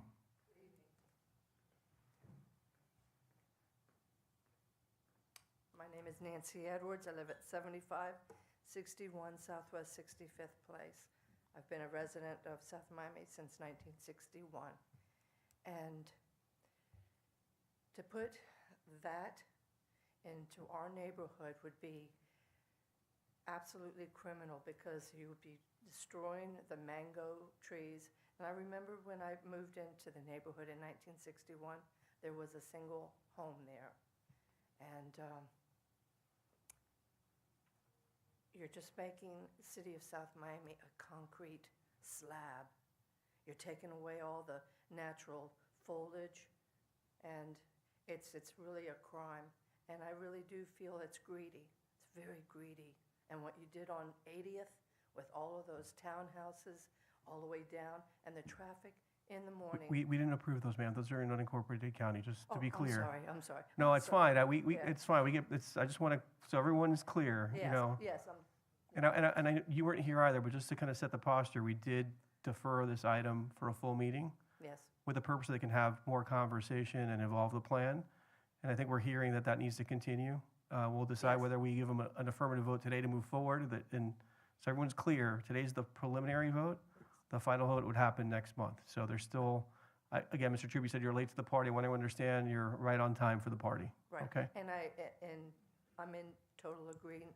By the way, we with, can give her time back. I'm sorry, I interrupted her, and if you can give her back at 30 seconds that I stole from her, I'd appreciate it. I'm in a total agreement to Nick Truby and Jason Lopez and Lisa. Because that traffic on that corner, you need to go there in the mornings and watch the traffic going to South Miami Hospital, down Manor Lane, and then coming back in the afternoons. The traffic is horrendous. And then they're cutting through the streets to get to where they want to go, and they're just using it like a raceway. And that corner on Manor Lane and 80th, it's horrendous. You need to go there and experience it during the hours. As a matter of fact, all through the day, I'm so sorry, I'm so nervous. Take your time. There's nothing to be nervous about here. But in the mornings and in the afternoons at lunchtime, and when everybody's getting off from work, it's really hazardous, and people are rude. You know the city of Miami, they're rude drivers here, and they're disrespectful. So go there, experience it, and you'll see what we're talking about in this lazy, beautiful land of pleasant living in South Miami, which we're losing. We're losing because of such development and taking away the canopy of our neighborhood. Thank you. Thank you for your comments.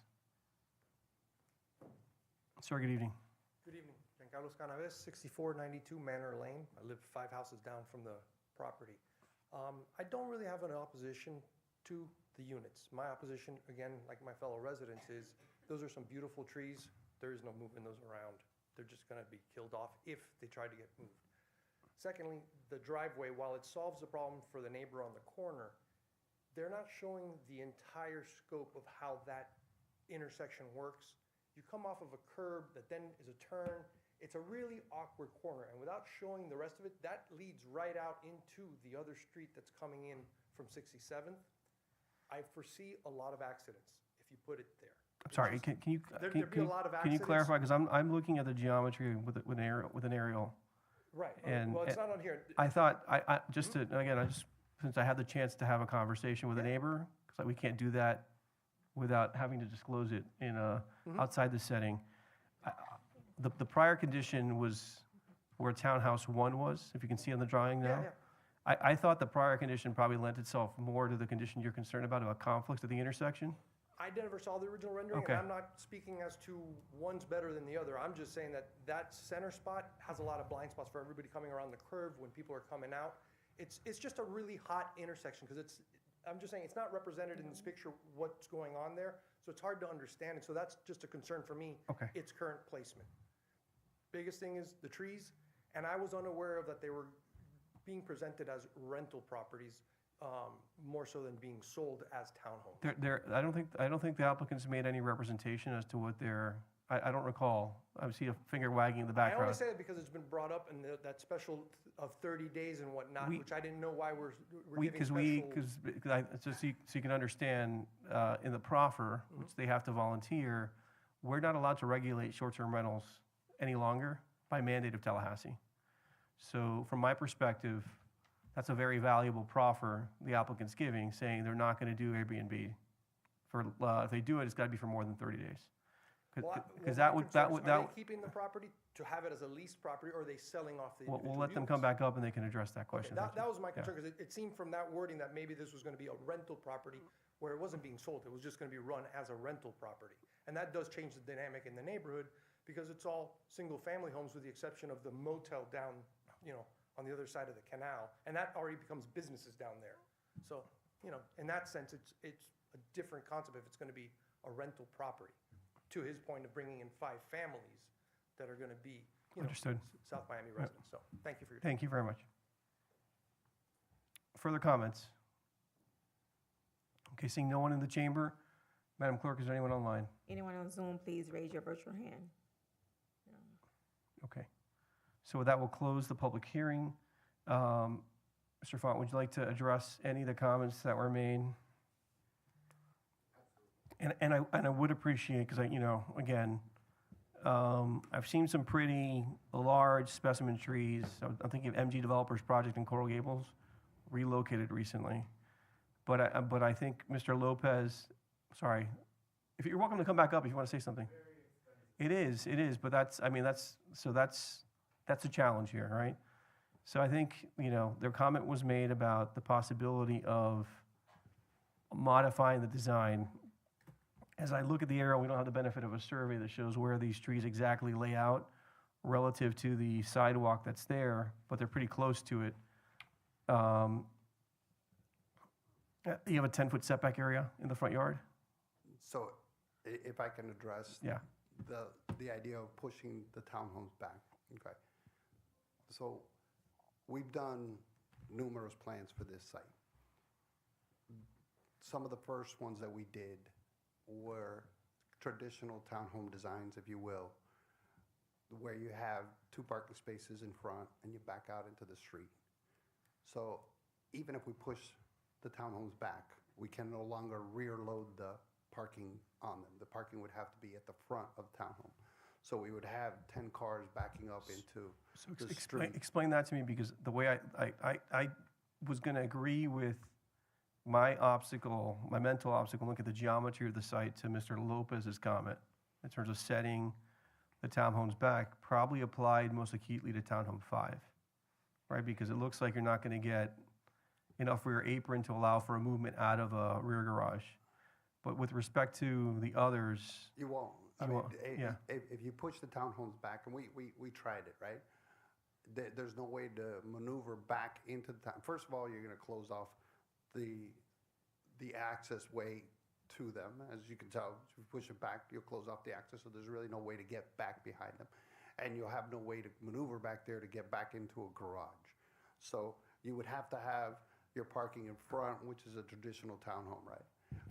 But then you're going to have the driveway cuts at the front, you're going to have 10 cars backing up into the street, and you're going to have to get rid of the trees anyways, because there's no way you can do the 10 cars across the front and get rid of the trees. So, listen, I have in my personal home, I moved 5 oaks, one of which was 80 feet tall, to keep them. So I love trees. I can tell you that it's probably cheaper to buy a mango tree than to move one of those mango trees. So I'm not up here lying to you. What I offered and what we proffered in the covenant was that we will do whatever is right at the time. If we can move one of the trees, we'll move one of the trees. If we need to mitigate, we're happy to put those wherever you guys Well, first and foremost, So- does the design you presented require you to remove all the trees? Because I believe at least. Yes, it does. Yes, It does. It requires definitely all the mangoes, and we would remove the royals because we think they are dangerous, even though one of them could probably stay. Some of the thatch palms could probably stay. I don't think they bring any value. The Royal Poinciana, I would personally remove. I don't think it's a beautiful tree. It's not my favorite tree, and from what I understand, it's not in good shape. We're happy to come back in with larger specimen trees. We're happy to donate trees to a park somewhere. We're happy to plant, mature mangoes somewhere. Yes, it's very hard to move a mango.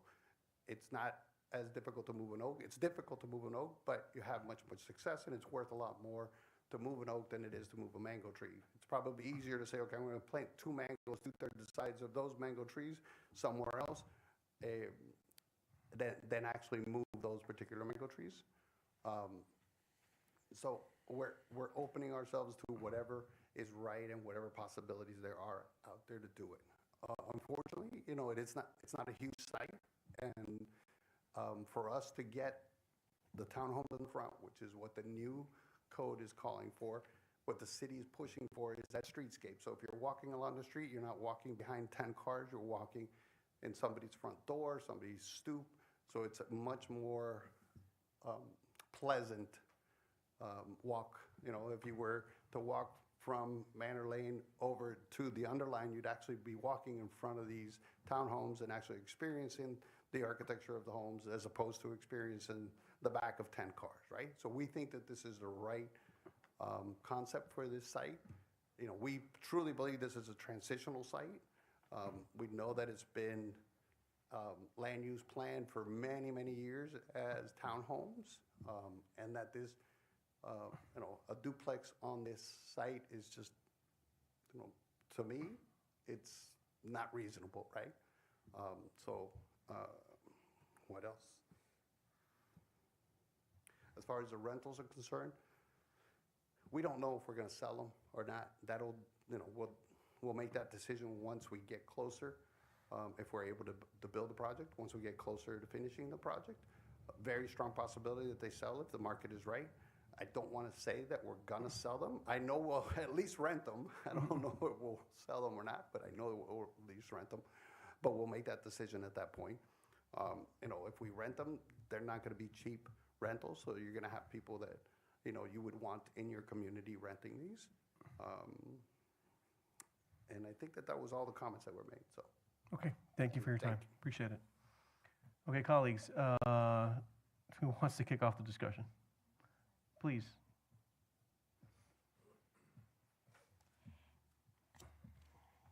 Am I right in thinking that across the street where Bike Tech is, that falls under RTZ?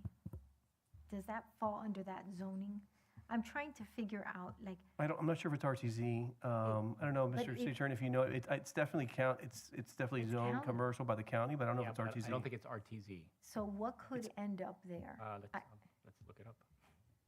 Yeah, it may be part of an urban center district. Yeah. Tony, I don't remember. Okay, But I'm pulling it up right now. certainly I will tell you, given that it has a mixed-use commercial or industrial designation, you could end up with a very large local project. Yeah, in that area. and so when I look at this, I mean, we all know that I was I don't know you, so I'm sorry. Like, I don't have inner voice. I apologize, everybody. When we saw this last time, I was a hard no. I was like, there's no way. This is like trying to stick, 25 French fries in the baby-sized French fry thing. This makes a lot more sense to me because it's less in your face to the neighbors. I can understand somebody made mention about the driveway, because we all know I'm a terrible driver. I get what you're saying, because that's a little scary. But when we look at the use of this land, realistically, I think we all wish that things would stay the same way forever and ever. I think we saw the same thing on 67th Avenue on 3 lots where the neighbors were like, it was trees forever and ever. And when somebody buys it, they buy the property, they are able to develop it. And so you're stuck kind of in that push-pull between what neighbors are used to and what the purchaser is able to do. So I think we need to become, for lack of the nice word, like realistic in what is possible here while we have the conversation. Because while I think we'd all love to see it stay a green space forever, he paid money for it. And so unless he's dedicating it as a park, we're very limited in what we can do when it comes to this. And so I look at it as 5 townhouses now, and I mean, I'm looking, it's like 2,000 something square feet each. So it's not low end. So it's, you know, we find ourselves in kind of a push-pull. I'd love to hear what you guys think about this, because when I look at it now, notwithstanding the trees, which I get it, I don't know how much better this could get.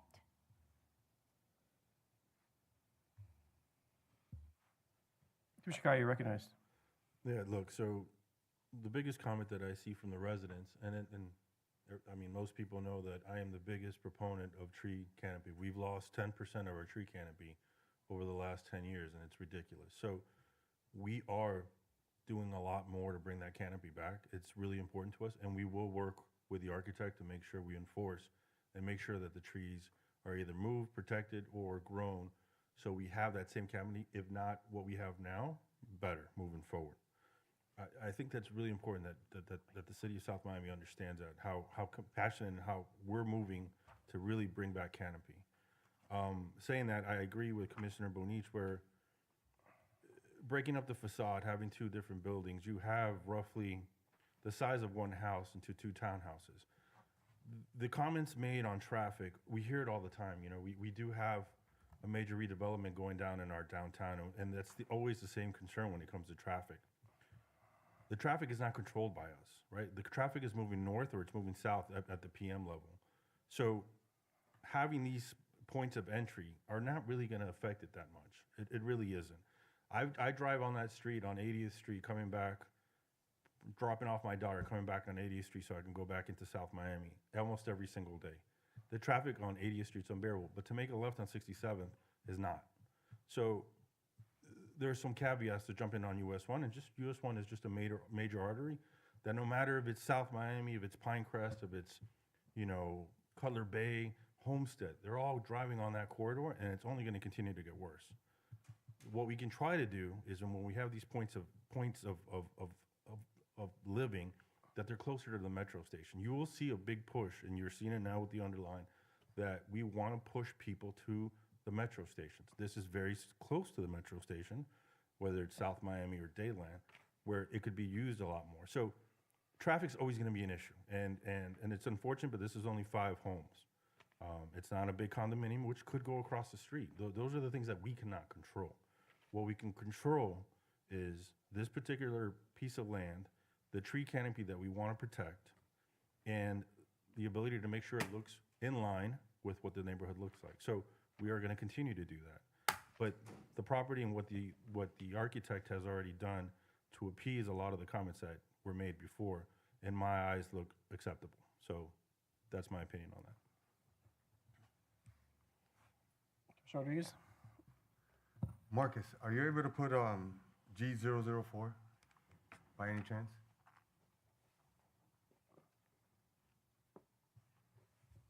Okay. I'm sorry, sir. I forgot your, sorry. So I think this one gives you a better depiction of what you were talking about, right? Okay, good. So if you look at this picture to the right, the one that's singled out by itself, the neighborhoods, the house behind it and along that line, I know that there's an architect that most of those are rentals. Reason I bring this up is because rentals is nothing new to that Manor Lane. I've spoken to them, that those are a lot of rentals there, like I said. So I just wanted to bring that point to you so you know that rentals is in the neighborhood.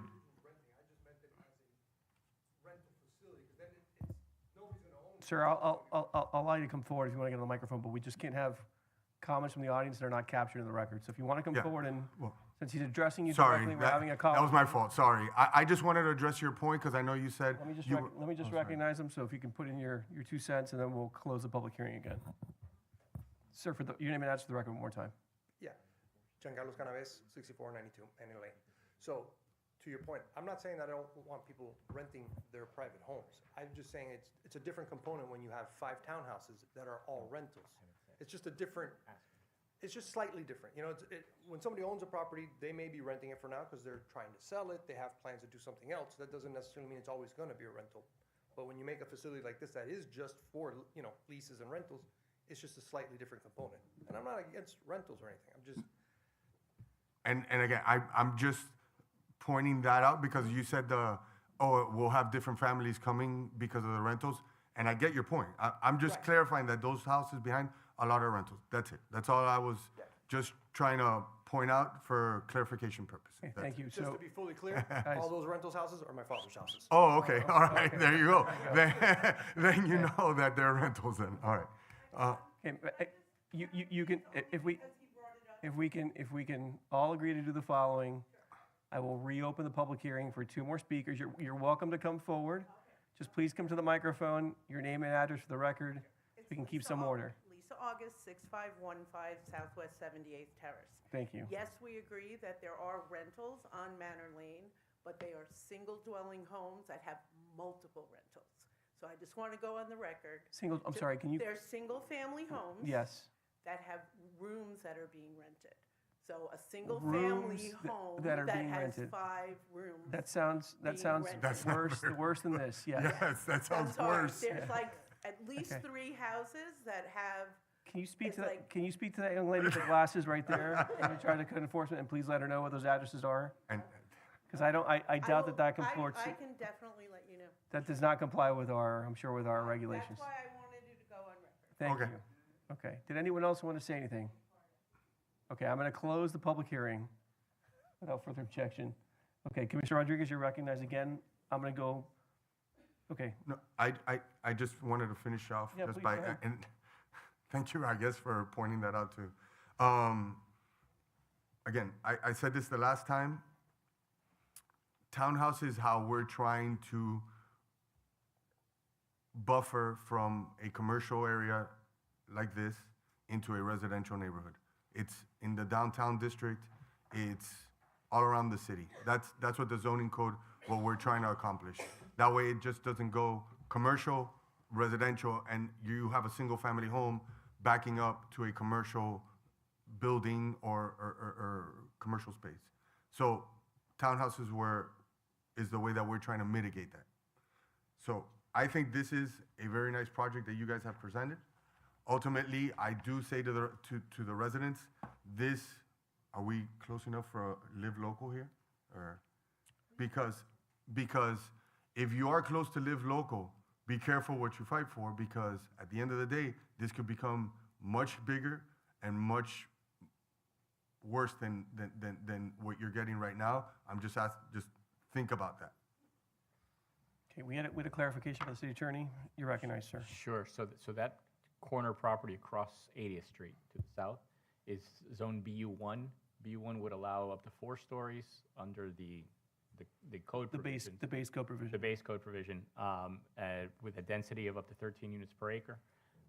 Now, under Live Local, that would be considerably more. You're looking at something on the order of 65 units, and sky's the limit on height. It would be restricted by how big the property is, just because it's within 1 mile of downtown Kendall. Yeah, we have a floor, and we now have a lot coverage preemption that's going to take effect in July. So the situation in terms of what Tallahassee's doing in terms of limiting our ability to regulate property is getting worse by the day. So I think to your point, Commissioner Rodriguez. Mr. Vice Mayor, did you want to say something? Sure. I just wanted to thank the applicant for some of the revisions that were made, at least off of the initial. I do think that this has the potential of being a beautiful project as an entrance to an amazing community, which is Manor Lane. I do think we heard a lot of feedback today that maybe we haven't heard before, and incorporating as much as possible between first and second reading would give me a lot more confidence in the project. Obviously, with the focus on trees, with traffic, and any modifications that can be made to allow this project to be a little bit more neighborly in the community, that would be amazing. Unless there's other compelling arguments, I'll probably support it on first, but I would love to see some of the feedback that came from the residents incorporated into the second reading. Thank you for those comments. Yes, you're recognized, ma'am. I actually don't have a comment for the developer. I have a comment for us, and that is that we may want to see what we do in that area if we've got people turning and going crazy on those streets, which I think that we do. I think that to say that we don't is to have never been down those streets. And I think when everybody that's on this dais was campaigning, we probably at one point or another were there. I know that I was. We should maybe have I call it the bean counter. It's not a bean counter. It's a thing that counts cars and speeds and all of that. We should employ that in that area so that we can get an accurate read, whether it's perception or reality, what is going on in that neighborhood, to see if we mitigate with speed bumps or something, or do not enters, or whatever it is. But now, having had the residents speak to us about it, doing nothing, I think, is irresponsible. So I'll just add a couple thoughts. One, for those of you who were not here the last time we discussed this project, I think obviously the biggest missed opportunity is we as a city did not act to try to buy this and make this a public green space. That's not a foreclosed option, but it's a very expensive option because these folks just purchased it for a very nice number. If the neighbors are serious about preserving it exactly the way it is, it's going to be a real conversation about digging into our collective pockets to acquire it and probably pay a very hefty sum just to leave it exactly as it is. I invite people, if that's a conversation you want to kind of show some support for that so that, it's an option we could consider evaluating. But in the world of the most likely options, this applicant has brought a proposal forward. I appreciate the modifications. I think the modifications, both in terms of the orientation, respectfully disagree that the drive aisle, I think, here is much better positioned to avoid traffic conflicts because of the geometry of that other corner where it was cited before. Really lent itself to, a lot more blind spots with two streets intersecting with a third and making that access more hazardous.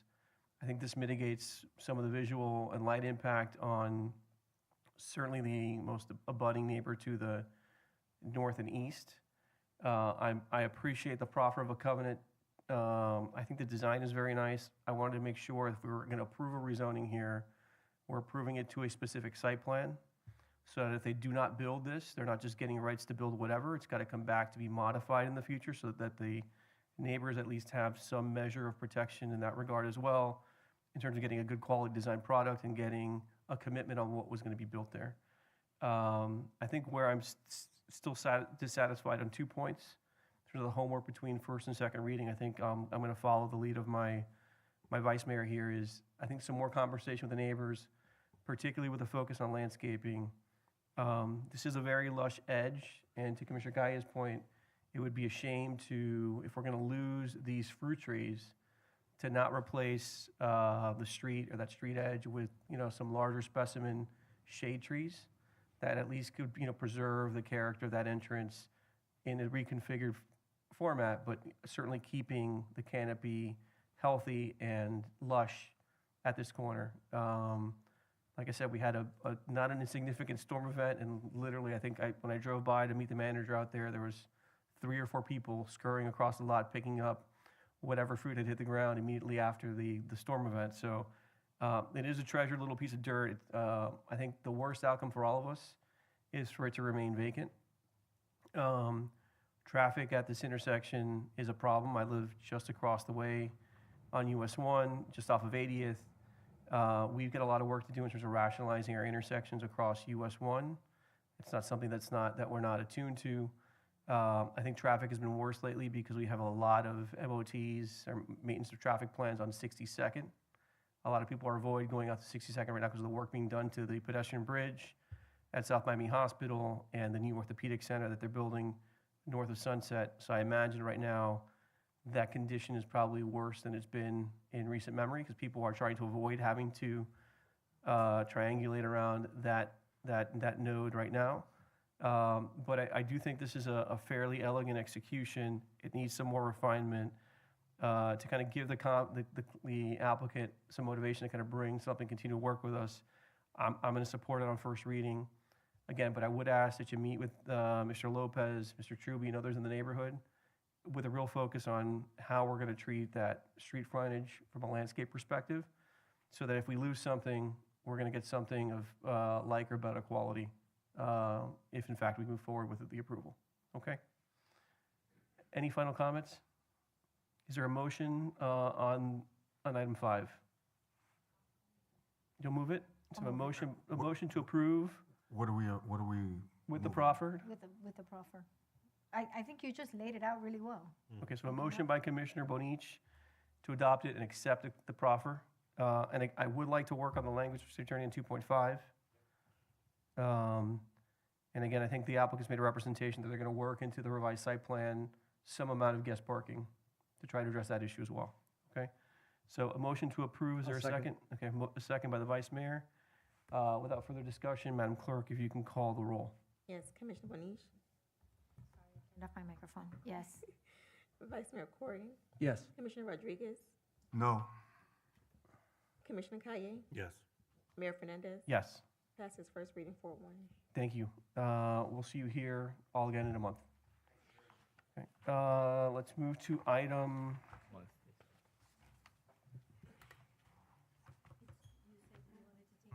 yes, that's right, the gym fees, please. If we can read item 2 into the record, please. Yes, item 2, a resolution of the Mayor and City Commission of the City of South Miami, Florida, amending the schedule of fees and fines, parks and recreation fees schedule to amend the fitness trainer permit fees. Thank you, Mr. Manager. Are you handling the presentation? Yes, sir. We'll have our Parks Director present the item to you. Mr. Poe, good evening, how are you?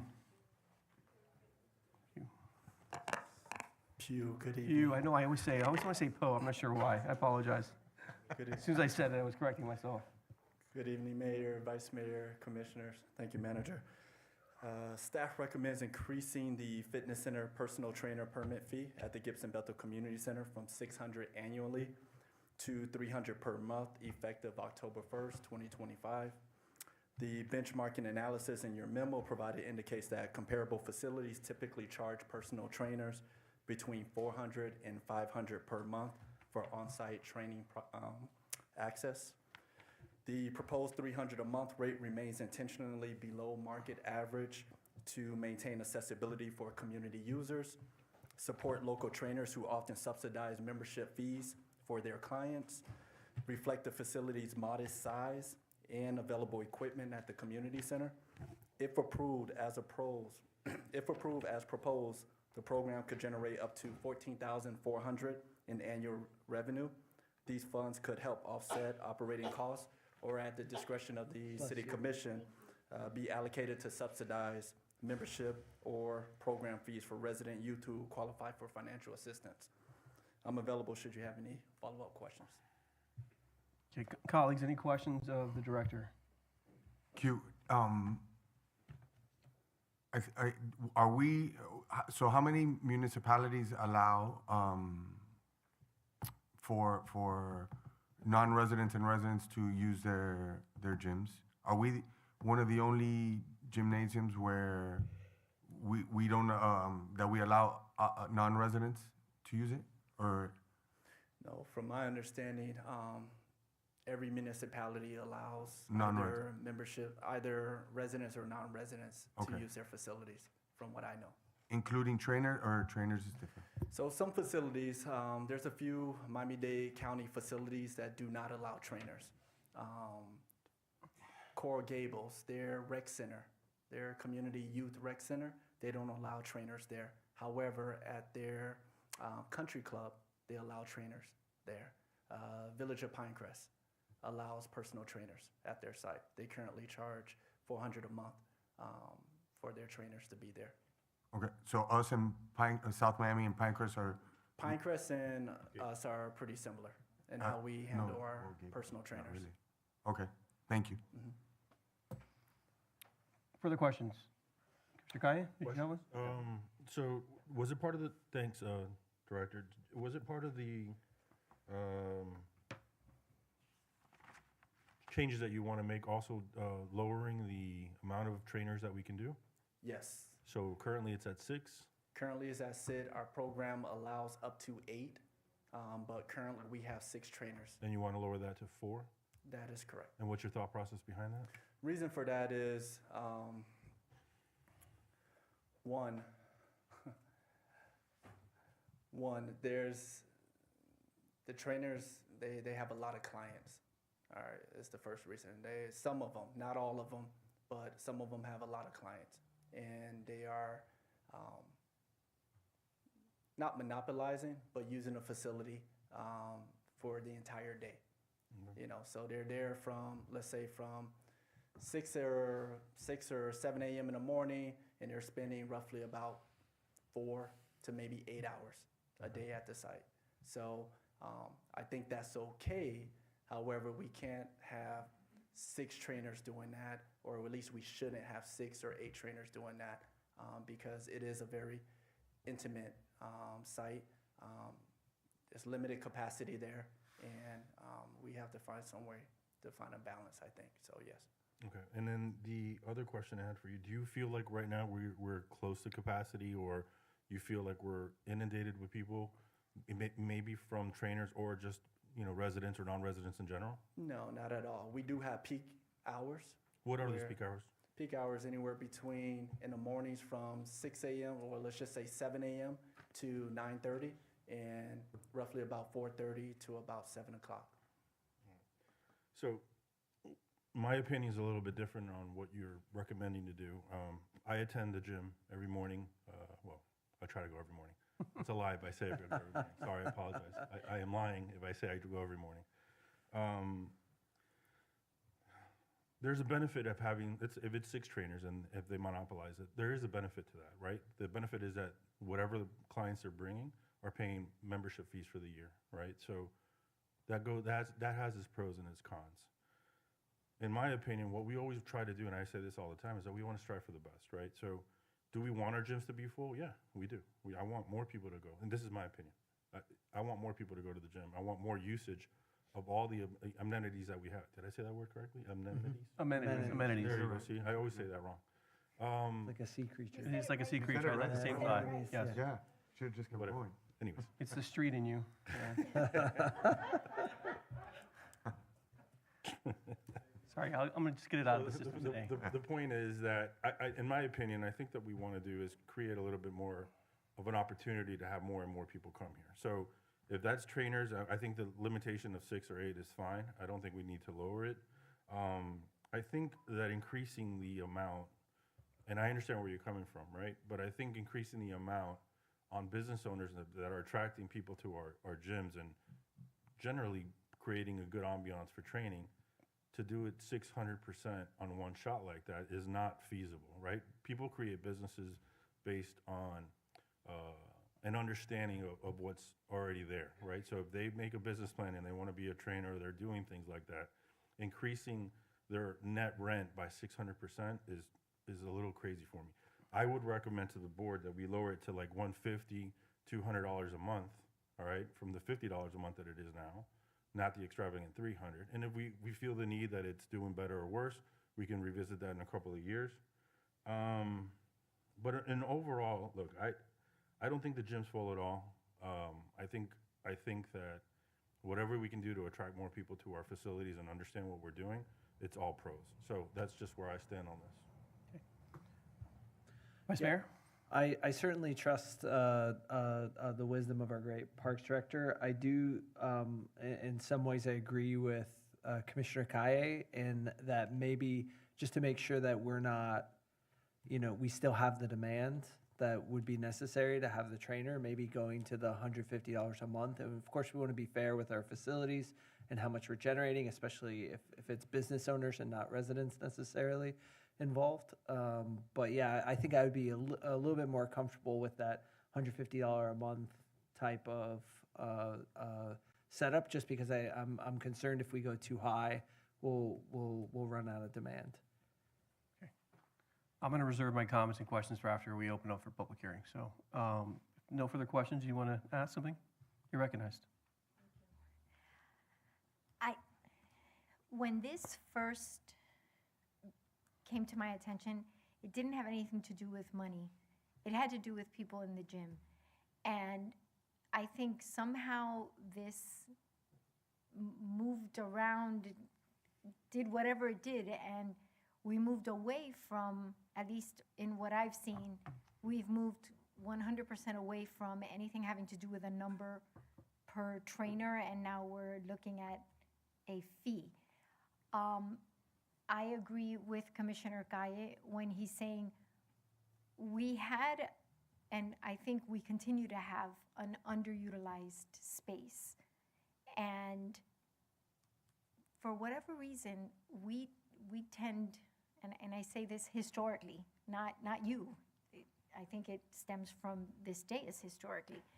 We tend to want to roll out the red carpet for people, and then when they put their foot on it, we pull it back. And I don't think it's a good look for us. I think that these trainers have planned for whatever the fee is, whether it's 60, 100, whatever the number is right now, they planned on that. They brought their clients on that. Their clients bought memberships based on that, whether it's 3 clients like the first gentleman that came to speak with us, or 103 clients. These people have paid yearly memberships now. They are our people, whether they are our residents or not. They are our people. They are our. Can I ask for clarification? You're saying they paid us a yearly membership? Yes, they have to pay a yearly membership to the gym, correct? To be able to use it. And So- what is that for a resident and non-resident? $150 For the year? for the year. What's resident or non-resident? We don't distinguish between distinguish. resident and non-resident for the I membership. mean, I think that's something we should correct. Absolutely. And I then- think resident, but I non-resident is. just want to say this because notwithstanding that people have made a $150 investment, that's way below what anyone would pay market at any public or private gym. I wonder where we are relative to our benchmarks on that membership fee.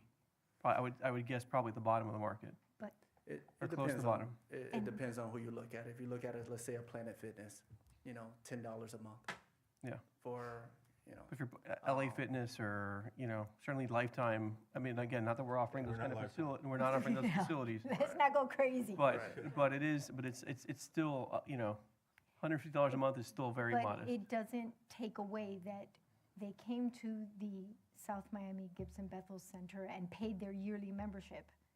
And as such, they are our members now. And we need to respect that.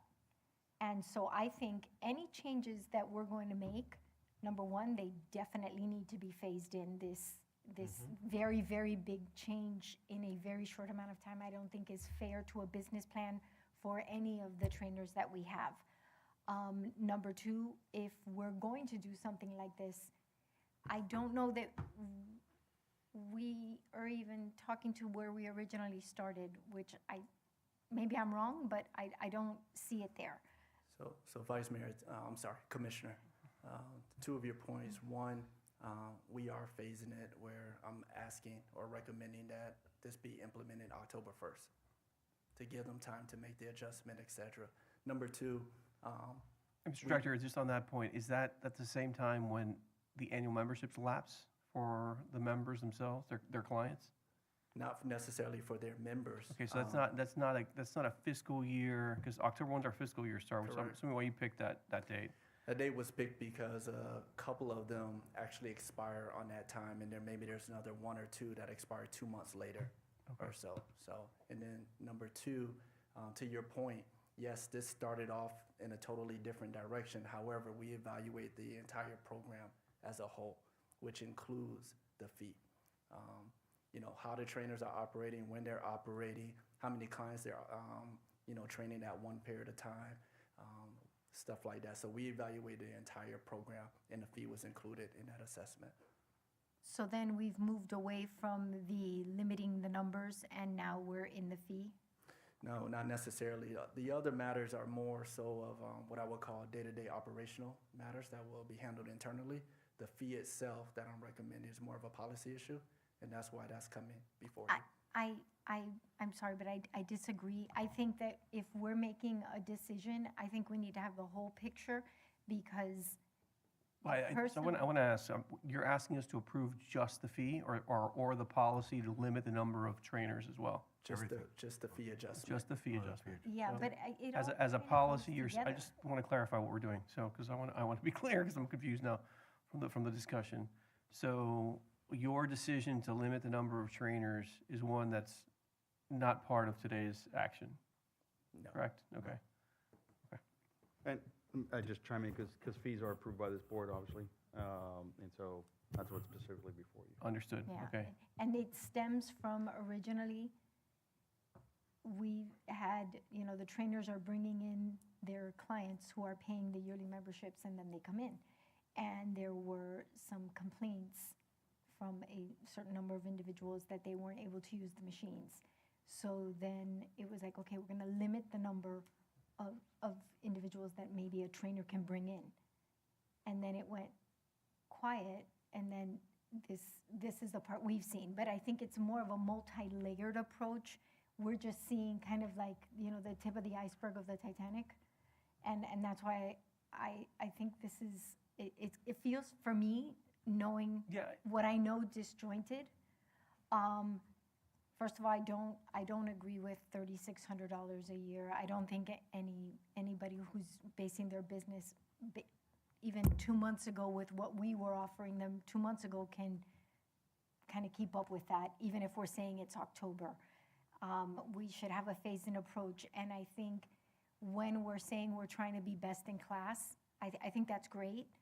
But it can't just be best in class when it comes to trainers. We'd have to look at, our summer program. We'd have to look at everything. We can't just, I feel like we're looking at like pieces of teeth. I'm sorry, this doesn't make, when you smack your mouth and you've got teeth everywhere and you're like, I'm not looking at I think the point is, she'd like the full policy considered, as opposed to just a piece of it. So I take that as your major point. I'm gonna open up the floor to allow folks who are here to speak, and then we can close the conversation. Thank you, Mr. Director. Yes, Mr. Mayor. Sorry, I lost my list here. Mr. Stevens, I think you wanted to be recognized again, and Mr. Phillips, we didn't get a chance to hear from you, so whoever wants to go first, please step up. Okay.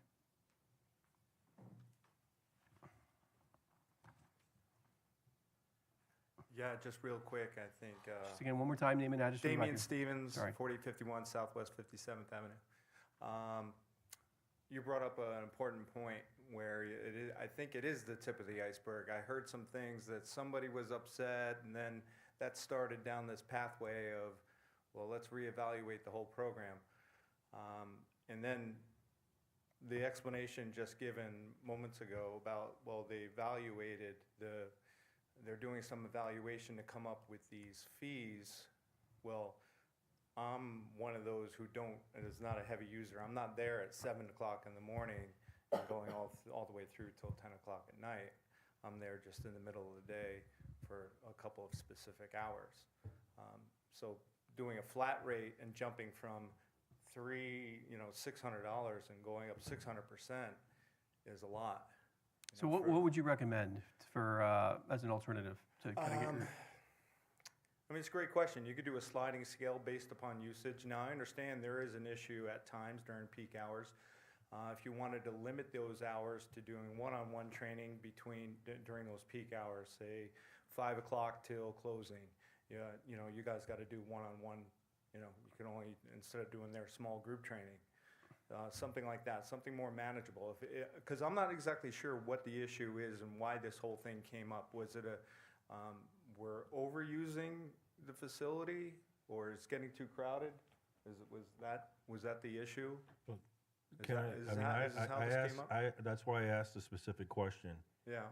Of the usage, and we agree that it's low. So I don't think the usage is a problem, is what I heard from the director. Is that accurate? Mr. Director, why don't you come up and address the question? Right now, the usage is higher than what it was 2, 3, 4 years ago. So let's just, since I clearly do not go to the gym, right? I'm going to ask the question, right, which is, do we have a problem in peak hours where we have people doing group classes that are basically commandeering the equipment? That makes it impossible for Commissioner Kaya to work out at 5:30. The usage is within the building code, allows for that room. Understood, but is it more likely than not that honestly, at 5:30, you have a trainer who brings 6 clients to do a group class, right? Is that what's happening? In my opinion, it is not high usage at any period of time. However, Okay. it is a very intimate site. It is very small. So if you have 15 people in there at any given time, It feels crowded. it feels very crowded. Okay. Okay, so that's sort of the issue at hand.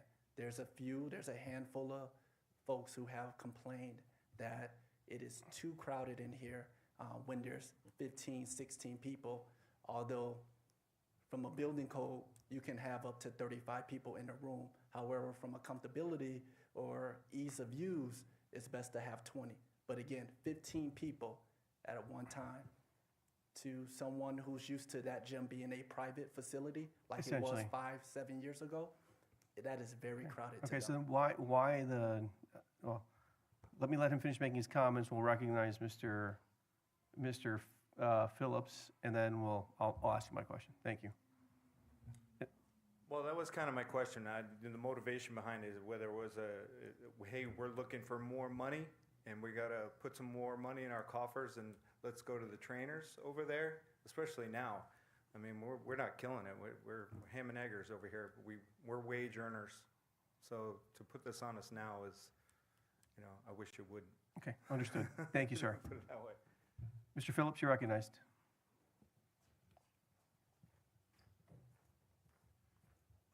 Good evening. Mr. Mayor, Commissioner. I'm one of the. Get name and address for the record, sorry. Richard Phillips, 5830 Southwest 53rd Terrace. Thank you, sir. I'm one of the trainers, the last trainers that were brought into the facility, number 6. As opposed to meeting with James, the director over at thing, I met with him numerous times, and I've asked him numerous times, are you able to handle the flow that if I bring here of the people? He says, our gym is empty, nonstop is empty, complete throughout the day, and he basically offered me, you come in, start whenever you're ready, and So what's your model, if I can ask? Huh? What's your model? When do you come in, and are you there all day? Are you there for? I'm the one who's there all day. Okay. So I start at 6 a.m. and I finish at 12 in the Okay. afternoon, and I come back from 4 to 6, okay? I have South Miami family members that would like to work with their kids, like to work with their husbands, bonding for their family, to work out together, I would work out with, I work at the same time with Mr. Gaye and Mr. Rosillo about when they work out together, and we all agree that the gym is empty nonstop. Mr. City Attorney, is the gym empty? No. No, there's really never more than 12 people during the gym, okay? Mr. Cabrera probably goes on occasion too, I'm sure. Yeah, and you have 20, by the way, you have 20 pieces, yeah. But you have like 20 pieces of equipment in there. So the most I've ever counted in keeping track of kind of visually seeing people is 12 people. And half of those people are with trainers. Do you understand? So it's like, if you get rid of some of the trainers that come in there, then you go back to an empty gym. What happens to them? There's no happy medium where you can, try to juggle and then make the customers, the members happy that do pay the membership, that want to work out with their family members, the husband and wife bond together, the son and the daughter, work out together. I have a whole group of people come in, and I've been in the gym for 35 years. What percentage of your clients live in South Miami? That I can't tell you. That I don't know. I know there's a good Is it handful. less than 50%? Less than 50? No. Not less than 50%? No, more. Okay. More live here. Okay. More chose to come. One of my main reasons why I chose to come to South Miami, the Gibson Bethel Community Center, was one of my clients was also a member there, and she told me that there's never anybody there training. You can come in anytime you want.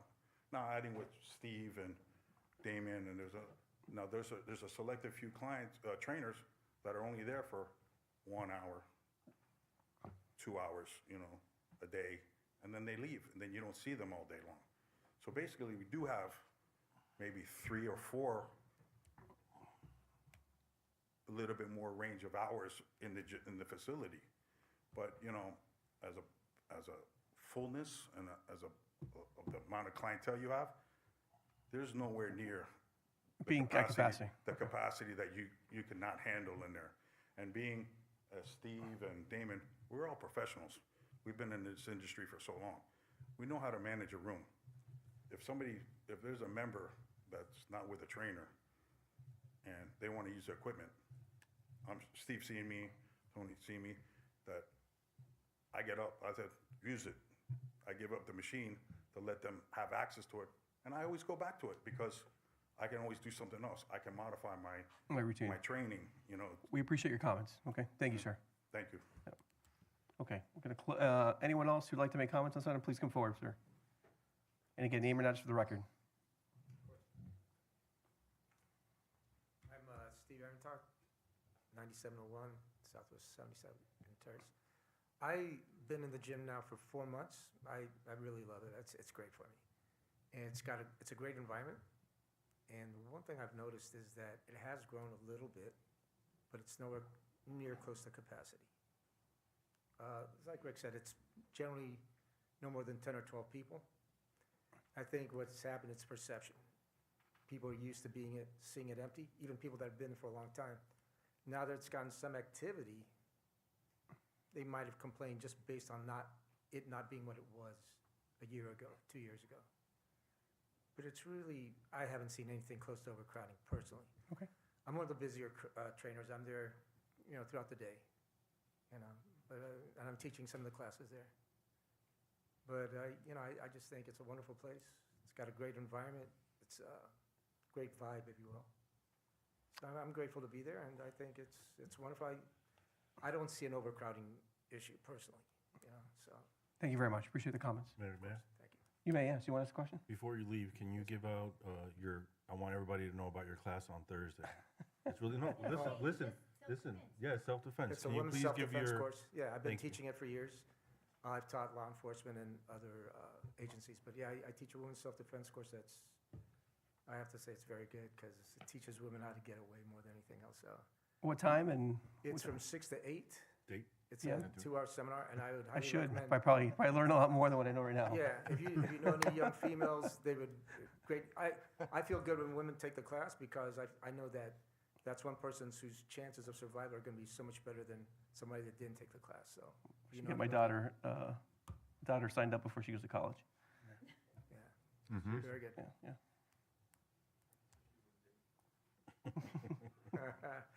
Thanks. Thank you very much, Thanks. Steve. All right. Appreciate you. Okay, colleagues, questions of the director? How do we want to land the plane on this quickly? Go ahead. No, You haven't go. spoken. I'm just gonna, so I give a little bit of the history, because I guess it was me talking with Quinn and a certain gentleman. You created this mess? Oh, man. I'm just gonna give you the quick synopsis of what happened. There was a client or a gym goer that's a resident that was just maybe, like as you said, was just basically used to a gym that wasn't occupied, and now the gym is occupied. So, he says that a preference was being given to people that are not residents of the city, where he felt that residents should get a priority, and that's basically how this all started. Okay. Yes, sir. Yeah, go ahead, please. So, we did take the opportunity to review some holes that we haven't really touched. I mean, we haven't had a price increase there for trainers in a very long time. Is that accurate? That is correct. We established the program in 2021. Right. Oh, okay. So the ability here to actually come up with a little bit more fair, I mean, $50 a month, in my opinion, was a little bit low. We don't have the best facilities compared to Pinecrest, or which is the one you go to, the Lifetime? Is that I go to none of them, as obviously by my Great facility, fantastic just small. Great physique facility. right now. So a price increase, in my opinion, was something that's feasible, and to make sure that we accommodate not only our residents, but like I said, we want these trainers to bring more and more people. Look, the opportunity and the problem that we want to have is that we have too many people. That way we can go solve a problem and figure out what to do there. So we've had this conversation over and over. We don't want less, we want more. So I'll leave it at that. Can I say something? Yes, ma'am, you're recognized. Thank you. I think that we're solving for X when we don't need to. I think if we want to look at fees across the board, I don't think this is the only place to look at it. I think the assistant city manager said our summer program is $50 a week, if I heard that correctly. That is And correct. So I think that when we're looking at that, it needs to be something we look at across the board, because I worked at the youth center. I'm 53 years old. I worked at the Coral Gables Youth Center when I was 17. It wasn't $50 when I was 17. So, and that was so many years ago, it's not even funny. So I think that if we're gonna look at things holistically, we look at everything. I think that it would also benefit us as a body to know what the entire iceberg looks like. So am I hearing a motion to table this item or defer it and take it up as part of the budget? I just want to land the conversation. I mean, the director's not proposing to increase fees tomorrow. So I think it's fair warning to the trainers. We're probably going to see a fee increase. It's probably, from what I'm hearing in this board, there's no appetite to raise it to more than $150. That's what I'm getting from the conversation. So we may not take, I would suggest we just move to defer this item and take it up in the course of the budget. And I would suggest that the message that I would take away if I was sitting in your chairs is you're probably going to be paying as much as $150 a month. Okay? That's what I've taken away from this conversation in terms of where the board's head is at.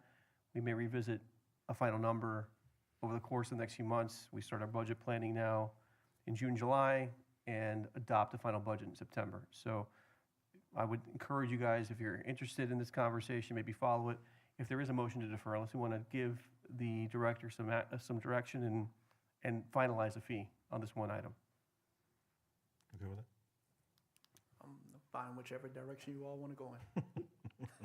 I'll move to defer. You move to defer. Is there a second? I'll second that. Okay. I'd like, when we defer it and we see it next time, I'd like an entire picture, please. So I think I would like to see, again, I'd like to see differential fee rates for all our facilities, gym, tennis, pickleball, residents, non-residents. Again, I think we can talk about it offline afterwards. We've got plenty of time to think about this. So, so I would say if we don't have a differential rate here at the gym, we should consider one, okay? That's my only editorial on this entire conversation. So we have a motion and a second. To defer to when? Defer indefinitely. Indefinitely, okay. Okay. Any objection to the indefinite deferral? Okay. So seeing no objection, we'll just consider the deferral adopted. Thank you, Mr. Director. No problem. Thank you. Okay.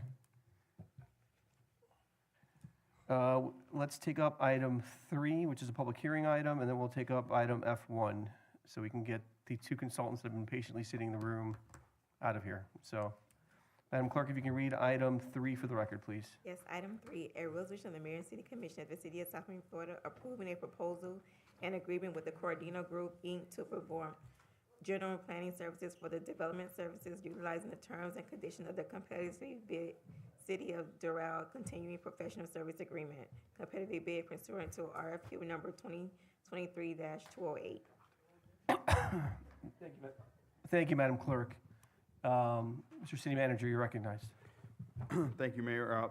Mayor, this item is something that's been in the works for a little bit. Our Director of Development Services and I have been discussing augmenting and supporting the efforts of that department as it relates to planning and bringing a skill set, a combination, maybe a skill set that we may be lacking and or a workload. So in this case, and we're looking at other ideas on how to augment what we do from that department as it relates to planning and zoning. Included in that conversation is our city attorney, Mr. Recio, and bringing in his perspective on working on land use issues. This is one piece that is part of that puzzle. We're also going to be discussing this through our budget process as well. So what's before you is the ability for us to leverage an RFQ that was competitively led by the City of Doral for general planning services In this case, it would be with the Corradino Group. What this would allow, if you approve it, it would be for us to be able to negotiate agreement with Corradino Group on a work order basis, either hourly or fixed fee or lump or not to exceed, based on a project basis. It is capped at the purchasing authority that I have of $30,000. If we were to exceed that, it would have to come back to this board. So in this case, you're approving the ability for us to leverage this RFQ let out by Doral to be able to use Corradino Group in general planning services, and they would serve as an extension of our staff. And then we would negotiate that work order individually for assignments. Again, it could be a hourly rate, it could be a fixed fee, and/or it could be a not to exceed. So that's what this item is before you, and certainly happy to answer any questions. And I know our director's here, and Mr. Alvarez is here, who would be the person assigned on this project. Colleagues, any questions? No. Only question I have, Mr. Manager, is so this is on a work order basis with a cap subject to your purchasing authority? So there's no total line item amount we're allocating? So we have a line item that we would pay it from. Okay, that's what I which thought. I is a thought we were general planning. authorizing it up to the amount of that budget line item. No, it'd be limited by my authorization based on the item. So and the reason I asked the question is I'm concerned if we have a larger project review, which is probably when we would enlist Corradino or a third-party reviewer, that the proposed scope exceeds $30,000. We now have an extra procedural step that's got to come back to this board for approval before they can begin working. Some of those generally. Which delays the review. And so I'm just wondering whether, and I don't know if we need to re-advertise this to make it legally compliant, but I'm wondering whether we should just authorize you to procure services pursuant to this contract on a work order basis up to the budget line item amount. So, Mr. City Attorney, you follow me? Yeah, I do. Yeah. Okay. I don't think you need to re-advertise. We do not. So I mean, my recommendation would be to make that modification. I do not want applicants whose projects are going to be reviewed to be delayed by the need for us to act on a work order that exceeds your procurement, your procurement or Authority. purchasing authority. Yeah, no, Mayor, thank you. I mean, obviously, that gives us more flexibility. Just a clarification, and Attorney, correct me if I'm wrong, I mean, this would not apply to cost recovery type items, which are usually some of those items that are the biggest ticket items. But nevertheless, we could find ourselves in that situation. So certainly, if the board provides that flexibility, we would have. I certainly I would only want as an addendum to a motion, hopefully that someone would make, is to have that item, any expenditure above the $30,000 cap to be included in a features management report after the funding is encumbered, just so that we're aware. And if we have any questions, we can certainly ask you about it. Fair enough, colleagues? Okay. This is a public hearing item, Mr. City Attorney, correct? So we will open up the floor for a public hearing on item 3, which is an item to basically piggyback off a contract for the City of Doral for planning services. Anyone who'd like to address this commission with regard to item 3, please come forward at this time. Okay, seeing no one in the chamber, is there anyone online, Madam Clerk? No one's online. Seeing no one online, we will close the public hearing. Mr. City Attorney, anything else that you need, or Mr. City Manager, by way of clarification? No, I think we're Okay. clear. Yeah, So I mean, you're well, amending, would be amending. Yeah, So I would do have one question. move that we adopt the resolution Yep. with the amendment that we authorize the manager to expend up to the budget line amount, which I thought it was $130,000? The line item has $156,000. $156,000, okay, which we've approved in our budget for planning services pursuant to this contract. And that any expenditure in excess of $30,000 be provided to, be reported to the commission by the city manager once the contract is encumbered. Got it. Okay. Is there a second? As part of their report to us. Correct. Yes. Yes, at the subsequent meeting, so, yeah, I'll second. okay. With that, any discussion? Okay. Madam Clerk, we have a motion, and a motion by myself, a second by Commissioner Bonich. If you could call the roll, please. Yes, Commissioner Kaye, Yes. Commissioner Rodriguez, Yes. Commissioner Bonich, Yes. Vice Mayor Corey, Yes. Mayor Fernandez. Yes. Item passes 5-0 as Great, thank you. If we can call the add-on item, F1, please. Number 1 is what? Is there someone here for number 1? We have no consent agenda items, we have resolutions. Yes. I was just going to take, I know we have, oh my gosh, I'm now having a senior moment. Mr. Crowder? Kevin Crowder, thank you, with Business Flares here, so that's why I wanted to take up the CRA discussion without objection. Okay. Madam Clerk, if you can read F1, please. Yes, F1, Community Redevelopment Agency, CRA discussion. Thank you. I think at our last workshop, Mr. Manager, we had asked you to procure a proposal. Do you have something to share with us? That's correct, sir. And we've shared a proposal by Business Flair, which principal is Mr. Kevin Crowder here with us today. And that proposal is a scope of work for a finding of necessity, which would be the initial step to be taken in assessing a potential CRA. So that's to the tune of $27.5 to do that finding of necessity. Certainly, Mr. Crowder's here to be able to share some light on that process.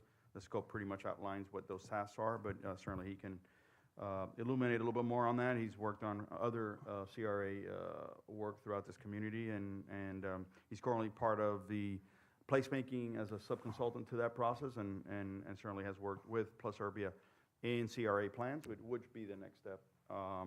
So this is before you, and I think we've shared a copy of the proposal. Okay. Colleagues, any questions of Mr. Crowder regarding the proposal? I know Commissioner Rodriguez, you were not here during the workshop when we gave the manager direction. I know this is an item that is important to you, so do you want to kick us off with any questions if you have any, or? No, this is basically just to give the manager the go-ahead to start working on it. I mean, all the details and the points of what we're gonna do with the CRA is gonna come down the line, right? So. Correct, yeah. So this is the first of what I would say are 3 key documents. And please correct me if I'm wrong. Number 1 is the finding of necessity, which kind of sets, or is our study to evidence that we meet the statutory requirements to create one. And then a negotiated interlocal with the county on the establishment of the district and the trust fund. And then lastly is the adoption of a CRA plan, which would govern the expenditure and priorities of the CRA. So both the FON, interlocal, and the CRA plan all have to be approved by this board and the county commission for the CRA to be enacted. Correct? That's correct. Thank you. Mr. Crowder, do you want to add anything else? I think that's it. So those are the 3 documents that would be necessary. We've done work in 12 of the CRAs just here in Miami-Dade County, about 40 over the last 5 years. We just finished the city side of the completion of the creation of a CRA in Alapata for the city of Miami. I'm happy to answer any questions. The finding is a pretty straightforward process. It's physical examinations of conditions of blight as defined by the statute, if they exist, as well as looking at some data that we maintain and that we have access to, and a couple of places that are pieces that we get from the city: crime, emergency service calls, building code violations. And then we find that blight exists, package that, and then get you started on that process. Okay. Commissioner Kaya, you're recognized. Have we reviewed the previous blight that we had? And do we see any changes, whether it's our demographics, crime, because I mean, a lot of those things have dropped. So do you see, so obviously there's variations from what it was before, what it is now. So there have been changes, there have been some changes, and I think that some of the conditions of blight that existed in certain areas have changed, but we do see some of those still existing. I know in 2019 you had a finding of necessity done to expand the boundaries of the CRA. And some of those, I mean, defective right-of-way, you still have defective right-of-way in the proposed boundaries. Outdated, the outdated building density patterns, I think you still have that in existence. I think that's changed. I think that the level of that you have as contributing to blight is maybe a little more localized. I'm not sure that you have the commercial vacancy that you had at that time. Residential, I don't have a good sense. Probably unchanged since 2019. We'd have to get into that and analyze that. At the time, it had a higher incident of crime than the city as a whole. When you're speaking about, just so I'm thinking, are you talking about the 20, as compared to the 2019 study or the original CRA plan? This is as compared to the 2019 study Okay, for that okay. expanded area. I've not reviewed going all the way back to Okay. the original study, which I think was 2000, maybe around 2000. 1998, there we go. Thank you, James. Thanks, James. And at the time, it was a higher incidence of building code violations in 2019 at that time. I don't have a sense of that yet. It may not be, but Obviously, you're doing the report so we can understand that. My only fear here is that we don't qualify, but you wouldn't know until you finish your report anyway, so. Well, again, I think we have to satisfy how many, 2 of the 15 indicia in the statute? What's the standard? I forget. there are 15 standards in statute that define blight, and that's correct, Mayor. You have to meet 2 of those. I think we'll pretty easily do that. And I will tell you that when I looked at it, and we're familiar with South Miami, and as was mentioned, we're on the Plus Serbia team. We've worked for South Miami Hometown and Red Sunset Merchants Association when they were thinking about trying to create a business improvement district. And, you know, if I was concerned that you were not going to meet the 2 criteria of blight, I would do a deeper evaluation before getting to the step asking you to enter into a contract and spend money. All right, that was the root of my question. I appreciate that. Thank you. Further questions? Just in terms of timing for this, Kevin, what's your expectation in terms of time to complete the FON? And then, I've seen this done in all sorts of sequences. When we did the Omni expansion at the city, in the aughts. Right. This was the last piece that was done, should be the first usually. But the jurisdictions negotiated the extension, modified the CRA plan, and then did the FON after the fact. So I know we're starting in the right order. Colleagues, from my perspective, there's a window of time to get this done, which is probably this calendar year, to get all 3 approved by our board and the county commission. So I just want to get a sense of the time to get this done, and then, when should we start preparing the plan? And I think some limited public outreach to kind of gauge what priorities are in the downtown and the community. That will probably be part of the historic boundary. And if you can give us a sense of the cost of those 2 other, that one other piece, because the other piece is a legal instrument which our city attorney will negotiate. Right. So the finding itself will probably take about 6 weeks. I think it'll take us about 4 weeks to prepare it, but we'll have to work with the city and gather some of the data and pull that in. But that's usually a pretty quick process. Some of the pieces, there will be an existing conditions element, sort of the phase 1 existing conditions as part of that then can inform the plan. So there's some pieces of that. Call it six weeks for that. The plan, public engagement, I don't expect that there's going to be a whole lot, but we'll do surveys. We'll do one-on-one. We'll get names from each of you on who are the key people we want to make sure that we talk to, and then see what other sort of outreach we need to do. In Allapattah, we did surveys. We did one-on-ones. We did one open house on a Saturday, but yeah, it's much larger CRA footprint-wise than ours. It's a very large CRA. It's larger than the Overtown and Omni CRAs combined. Yeah. Oh, wow. But we've been doing this a long time, and we're familiar with we understand what those needs are going to be. Also, keep in mind that there's limitations on what you can do in a CRA and with your TIF money. And a lot of the times, there's more hopes and dreams for an area than things that you're authorized to do with TIF.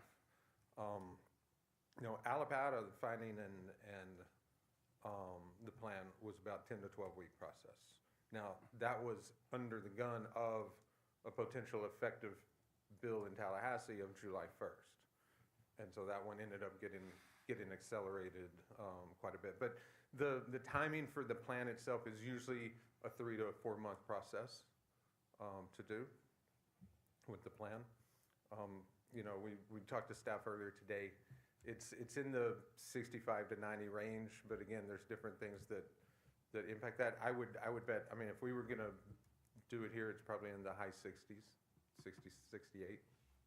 Okay. Yeah. So I appreciate that. Obviously, time is very valuable to all of us, and in my mind, what I want to potentially use this tool for is to finance a portion of our streetscape enhancements, rebuild our transit station, which is not climatized and not a good amenity for that reason, focus on upgrading our water and sewer infrastructure in this district so we can serve the future residential units. And then, the last thing, other priority is, for me, is rationalizing and financing some of these intersection improvements and enhancing the connectivity across US 1. But I know that Sunset Place also is very motivated to have this tool in place because their colleagues likely going to create a community development district, which is a financing mechanism for their infrastructure that will, in part, the debt service for the bonds that they'll issue will be paid by, they'll probably come to us and ask us to do a deal on TIF generated on their site. That's a whole more complicated conversation. But those two things are intersected, and, they do have, I think, a very significant infrastructure lift that, we obviously want to help them get over so we can get our project there started. I say that all to say, those to me are the main motivators for wanting to do this quickly. I also mentioned that because I think I'm going to turn to my friends and partner over there, and Mr. Cabrera, if they could explore the possibility of helping us with a portion of the cost of not the finding of necessity, but the actual CRA plan. I just asked the manager to speak to them about that as a possibility and see if we can, do some cost sharing, since it's not just going to benefit, us as a city, but them also specifically as a project. So, anyhow, I'm hoping we can entertain a motion to, we don't need to approve a motion. This is within the manager's procurement authority. If we have no objections, I just want to give the manager direction to get started. No objection, Mayor. Okay. No. Yes, you're recognized. If I may, through the mayor. So I apologize, I missed the last meeting. One priority for me as far as the CRA and what we can do with it is, again, I'm just giving you a broad stroke, is how we can use it to incentivize businesses to come into our city. And when I'm saying it's not someone who's just creating a brand new business, we're talking about trying to bring in established people who have been in process. The requirements can be set later. That's down the road, but I do want to stress that the business aspect and bringing good businesses to our downtown or Marshall Williamson area and those related projects anywhere that we can. That for me is a high priority. Yeah, no, and I share it. And Mr. Crowder can probably comment because he probably watches this all more closely than we do. But those are the kind of things that have been the subject of a lot of controversy in Tallahassee. Certainly, there are a lot of scrutiny about events, festivals, some business grants that have been underwritten by CRAs have been the subject of a lot of conversation and a lot of criticism by CRAs and other jurisdictions. I don't know if you want to elaborate on the kinds of things that traditionally maybe some entities have done that have kind of fallen out of favor with, the legislature in recent years. And I'm sorry. recognize. And if I may preface it, I've worked directly with the CRA in Hallandale and in Delray, where it was used for businesses to bring in quality businesses. One was on Atlantic Avenue, the other one was off Hallandale Boulevard, which completely regenerated a whole block. So, and that's kind of what I'm looking. Obviously, I know that we don't, how do I say, like, Yeah, but I think so.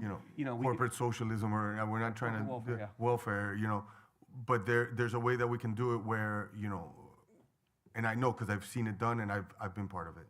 That's right. And of course, the rules we're playing by keep changing, and what we can do keeps shrinking. But in Hallandale, we've worked in both of those. In Hallandale, we worked on the developer side on the Hallandale City Center project, which is there on West Dixie, on Dixie Highway. And what we've done is, and there's also, like, you can't support not-for-profits. There's Attorney General opinions that have come out on that. But once you figure out the need and you figure out the goal, then you can look at the statute and say, okay, what meets the ways that we can do this? And so sometimes that means you're not going to be giving operational grants and that sort of funding to an organization, but you can work with your developer partner to incorporate space. And that's what we did in Hallandale City Center to make sure that we could attract a supermarket, that we could attract small entrepreneurial startups and pop-ups and have space for that. So we were able to figure out what are those needs and how can we incorporate those within the spirit, and more in the spirit, what's going to be most likely next year, more of a letter of the law that they incorporate in there. It's just a matter of, they may have one need over here, but we can find a way to meet that need over here in a way that complies with Chapter 163. And so, Mr. Rodriguez, I think to your point, there are things we can do to, pay, offset the cost of permitting fees. Correct. Right? Exactly. Pay for water and sewer connections or upgrades for existing buildings. I think the more we stay in the ambit of infrastructure, right? As opposed to, some other organizations have done like capital, facade grants to buildings, et cetera. Some of that stuff is being scrutinized more closely, although it's been done historically. And so, but I know that there's going to be a healthy amount of skepticism of the county commission about this vehicle. And the more we get out of bread and butter kind of stuff, the more we risk the likelihood that we don't get enough votes to support its reincarnation. The last priority, which I forgot to mention, I apologize, it's a big part of the statute is focused on affordable housing or workforce housing, and so this is also a vehicle potentially to do something on city-owned property or in the district to kind of, shepherd a project to create, opportunities for people in the workforce to, live near work. Right, and that has been, a lot of the work that we've done in where we're not working for the CRA, but with developers has been on affordable housing and the needs, the ways that CRAs can help meet that. Facade grants we've still seen support of, but we've had CRAs that have been doing all kinds of different sort of grants and programs on the interior. Those are getting lumped in sort of with the parades and the festivals and the other things that are really targeted. What we heard, I've been to Tallahassee 4 times this session because of 991. They want to see things built. That's how they look at the statute. And it can be infrastructure that they want to see built, or they want to see brick and mortar, they want to see those stores. That's why we try and adapt. In North Miami, one of the incentive programs we do is offsetting building permit fees, impact fees. Impact fees was the big one, especially on the affordable housing there we were able to do. So. Appreciate that. So, any further questions? Okay, if not, we'll wrap up the conversation. Mr. Manager, I think the direction is to proceed, colleagues, correct? So look forward to working with you on this. Likewise. Thank you. Thank you. Thank you. Okay. Moving on, I think we've got a couple more items. Do you want to read item 1 for the record, Madam Clerk? Yes, item 1, a resolution of the Mayor and City Commission of the City of South Miami, Florida, approving and authorizing a waiver of certain event-related fees and costs in amount not to exceed $3,066.84 pursuant to Section 15B6 of the City Code for a special event known as the Twilight 5K Run Walk, presented by Team Footworks Educational and Fitness Corporation, to be held on Sunday, June 1st, 2025. Thank you, colleagues. In lieu of a full presentation, do you have any questions for the director? Seeing none, is there a motion? Motion to move? Motion to approve, okay. Is there a second? Second. There's a motion by Commissioner Rodriguez, a second by the Vice Mayor. Madam Clerk, if you can call the roll. Excellent presentation. Commissioner Kaye? Yes. Commissioner Bonish? Yes. Commissioner Rodriguez? Yes. Vice Mayor Corey? Yes. Mayor Fernandez? Yes. Item passes 5-0. Okay, Madam Clerk, if I'm keeping track accurately, I think that leaves us 2 discussion items. Is that correct? Yes. Okay, so Commissioner Rodriguez, if we can read item 1, and then I'll defer to you, sir. Yes, Commissioner Rodriguez, review parking hours on Fridays and Saturdays. Thank you. Sir, you're recognized. So this one's simple. This one's simple. Wow, man. There we go. Just cursed it right there. Yeah. Especially that Alfredo's not here. Exactly. Oh, now it's very simple. No. So currently on Friday and Saturdays, or let me start over. Monday through Thursday and Sunday, we enforce parking till 10 p.m. at night. Fridays and Saturdays, our 2 busiest nights, we enforce to 12 p.m. Oh, he's back.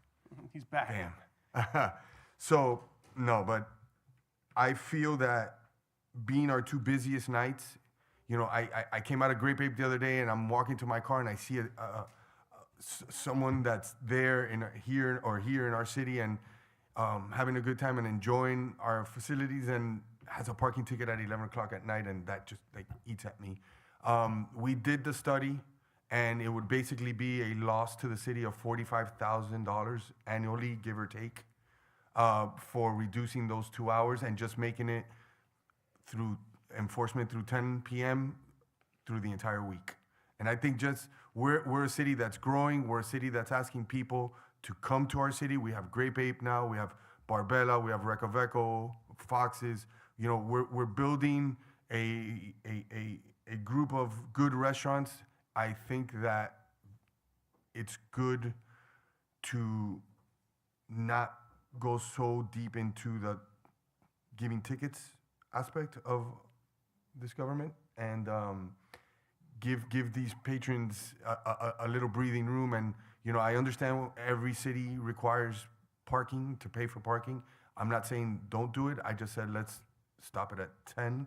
That way, when people get out, you know, at 11, 12 o'clock, there's not a ticket on their car, and leave that as the last thing that they experienced in our city. Comments? Okay, we don't want your comments. Commissioner. I mean, I echo the sentiment wholeheartedly. I would just suggest this by way of modification. So I had Mr. Riverwall prepare a year ago a lovely analysis that basically tells us parking by hour and day for a week, and then parking citation tickets issued, which can be a proxy for revenue. And I want to reduce the hours as you suggested. I think we probably make sense to reduce it Friday and Saturdays you're proposing, but I also think that there's probably days like Sunday where we have very little parking revenue, a lot of parking citations, and we probably want to encourage people coming here to have brunch, right? And so reducing parking enforcement and maybe giving people the free day on Sunday makes equal sense. So with your indulgence, what I would suggest is rather than just directing them to do it for these specific days and changing the enforcement hours, let's look at how the district's performing in terms of demand and adjust the enforcement to not suppress demand on days where it's already soft. So, because what we saw, the way in part we got to some of the modification of the hours as we had them today, is we saw that in the hours that we were enforcing before, which went beyond 10 o'clock during the week, we used to enforce to midnight, right? There was no parking demand. No one was parking anywhere in the district, but we were issuing tickets. And so you saw a lot of tickets being issued, and there was negligible parking revenue in the inventory. So I think I would say let the numbers guide us to where we should go in terms of, you know, where we have soft demand, let's dial back the enforcement so that we can encourage people to come into the district and enjoy it as opposed to just kind of arbitrarily picking days. I'm not saying, I think your selection of days is well-founded, because even after 10, demand for spaces on Friday and Saturday drops off significantly. So I think the numbers will bear it out. But I would just suggest to our commissioner's point in her prior conversation about fees, just to look at the whole. I would say let's look at the whole picture and maybe come up with a suggested solution. Oh, okay. Well, I'm sorry. I'm a little. So, but it's 45,000 is what we lose in dropping those 2 hours, those 2 days. Yeah. Okay. Yeah. So you want to go to see on Sunday when it's soft and add less parking enforcement on Sunday? So I think ages ago here we had was free parking on Sundays. No, never. Yeah. Okay. Okay. So I've heard from residents that at one point it was like you could park here for free on Sundays. So that's not, at least not through 2010. But yeah. So I support, like, I'm whole hog on team reduce hours. I beat that horse to death before by myself, and asked them to do the analysis. I would just say let's take a look at where we are, how the district's performing, so we're not working off old data, and figure out where we modify enforcement so we can help support demand. That's all I'm suggesting. Madam Commissioner, you want to say something? I just want to remind everybody that is sitting on this dais that every time that we squeeze this balloon and we give up revenue, we're giving up revenue, okay? And everybody's like, we want to waive fees for event. We just did it. We want to lower parking. We want to lower a lot of things, and that's great. I don't have a problem with that. We just have to see where the money is going to come from. We can't take away from here and not add here. You know, it wouldn't work at your house. At your house, you can't turn around and say, you know what, I'm not gonna do, I'm not gonna pay my electrical and this, and so I'm gonna have a bucket of money over here. You know what I mean? Yeah, it's I just keep 100% agree, saying but I think the over worst, and over the again. worst thing we can do is balance our budget on the back of enforcement revenue, which is what we've done here for decades, right? This little 350 spot inventory generates $3 million of recurring revenue, $800,000 plus of enforcement revenue that keeps people from coming here. I'd rather have more people come, have the real estate become more valuable because it's more highly sought after and utilized. Rents go up, valuations go up, and that drives more revenue into our general fund, right? And- So we've got to create a virtuous cycle for investment. And right now, I share Commissioner Rodriguez's opinion. We cut our nose to spite our face because, again, as you said before, we roll out the red carpet And then we put for it new back. business, and then we're pulling it back from under their feet because when people come on a Tuesday night at 10 o'clock, they get a parking ticket, and there's literally 5 cars on the street. I am not agreeing or disagreeing with the parking thing because, like I said in an interview when I was first elected, I think the best thing of sitting up here is none of this garbage, it's free parking. Yeah, That we is get the no, we get no reality. parking tickets. Yeah, Exactly. yeah. But if we're taking something away, we gotta add We something all- somewhere else, and that's our responsibility. And I see we minus. At some point, we are going to have to plus somewhere else because guess what? The money's flying out of the back of the pickup truck. $45,000. We say it here like it's $3. $45,000 is somebody's salary.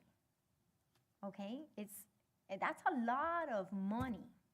So I'm just saying, when we have this conversation, I do not disagree with you that people get really unhappy when they get a parking ticket. I think that's the case universally. I am saying, while we have these conversations, one of us, all of us, some of us, somebody in this universe needs to come up with where's this money gonna come from? Or where are we going to save it elsewhere? We're all aware of that. Yeah, but we're not doing it, so we better go with the money, honey. Gym fees. There you go. I don't have a problem. Okay. So how do we want to proceed? Is there a direction you want to give Alfredo to do some more? So again, I'm just trying to. Am I the only one? I'm just trying to figure out exactly. I know we're on the same page. I'm just trying to figure out where we're different. That's it. I would just say, Alfredo, bring back, give me a week last month of the chart that says revenues by day, by hour, right, for parking, and then enforcement. And we're looking at the two to figure out there's demand from 12 to 2 during the week for lunch. We should enforce the hell out of the parking to make sure that people are turning it over. But from 7 to 10 on a Wednesday, there's no one parking in the district, as evidenced by the parking revenues. Maybe we should cut back enforcement, right? So I just say let's take a look at the picture, the full picture, revenues versus citation revenue, because I think what we're going to find is that the last time I looked at this, which is now 18 months ago, we were way over enforcing the district, given the demand. We have 2 streets where our parking inventory is highly sought after, and then everything else in the district, even at peak hours, is pretty light, except during the middle of the day. I'm good with that. I mean, at the end of the day, I just Now, wanted to all put that- it 10 throughout the whole All of week. that is going to be, at the end of the day, to Commissioner Bonizza's point, there's going to be a limit on how much we can absorb in any year in terms of reducing enforcement, because we still need to bring that parking revenue home, maybe less enforcement revenue, but that parking revenue needs to stay relatively stable. So we'll have to figure out what the right balance is. But I'd rather look at the whole picture, if you're okay with Okay, it. I'm fine with that. Okay, so is that something you can put together for us again, Alfredo? Okay. Thank you, sir. I know he's thrilled. Okay, further discussion? Okay, seeing none, Madam Clerk, if you can read item 2, please. M2. Commissioner Rodriguez supplementing the $3,000 shortage to the Marshall Williamson Scholarship. So this one's just short. Spoke to the manager about this. Staff and with our great parts director, Quentin, found the money. Basically, we have the money for 10 scholarships. There's 3 extra scholarships. We don't want to leave those 3, and we want to give them their scholarship. Quentin found the money. We're good. Okay, thank you for that. Thank you, Greg. Any further comments or reports, commissioners? None? I did. I had Yes. something really quick. Please, yes, you're recognized. Thank you very much. We didn't have the opportunity to have the discussion we normally have before the meeting, so I just wanted to make the board privy to a conversation I had with Alfredo regarding annexation. We probably should have had a map on the first resolution that I did for this, but essentially I saw sort of a gap area that would be interesting to include in our study, which we'll see the feedback on hopefully in the first Sunshine meeting in June. But Area B was not included, and for the benefit of the public, that's an area that's north of 64th, west of 67th Avenue, and south of Blue Road, 48th. So that area was not included in the original resolution, so I asked Alfredo to create two models, one with the original area with the, that was part of the resolution, and one with this extra area, which is all residential. So hopefully in June 6th or soon after that, we'll have the sort of back of the napkin on revenue and costs for this.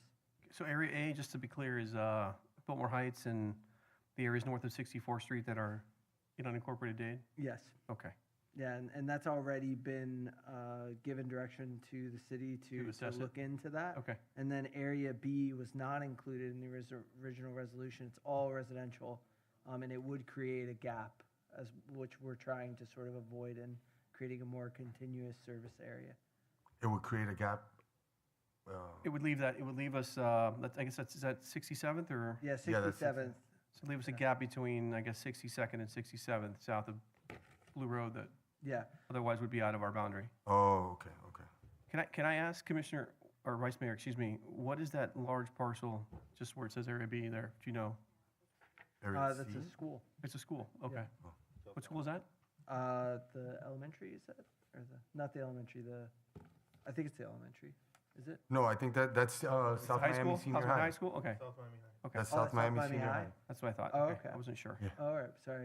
There's no street, there's no Right street, next to there's no my street house. Because I think demarcation that, I think Yeah, that's yeah. Miller right there, because my house ends That's right, right we can hit there. a golf ball from your house there. Yeah, that's true. Huh. But yeah, but that would also allow us to be connected to the Ludlam Trail in that area as Yep. well. And obviously, we don't want gaps. That's the whole point of this. Thank you. Yeah. Comments, colleagues? Okay. Just a quick question. So, Vice Mayor Corey, so this area here, that's the commercial area? We're not gonna include that, or? We No, can't. and we can't because of the moratorium. Okay. Though there is some analysis on the Bird Road commercial. I didn't want to share numbers that I heard from Alfredo yet because they're still working on it, but it's very minimal. It's very minimal, but Yep. we're precluded from asking for it. Yeah, yeah. so. Okay. Okay, any other reports? Okay, seeing none and having no further business before this commission, we stand adjourned. No, I know.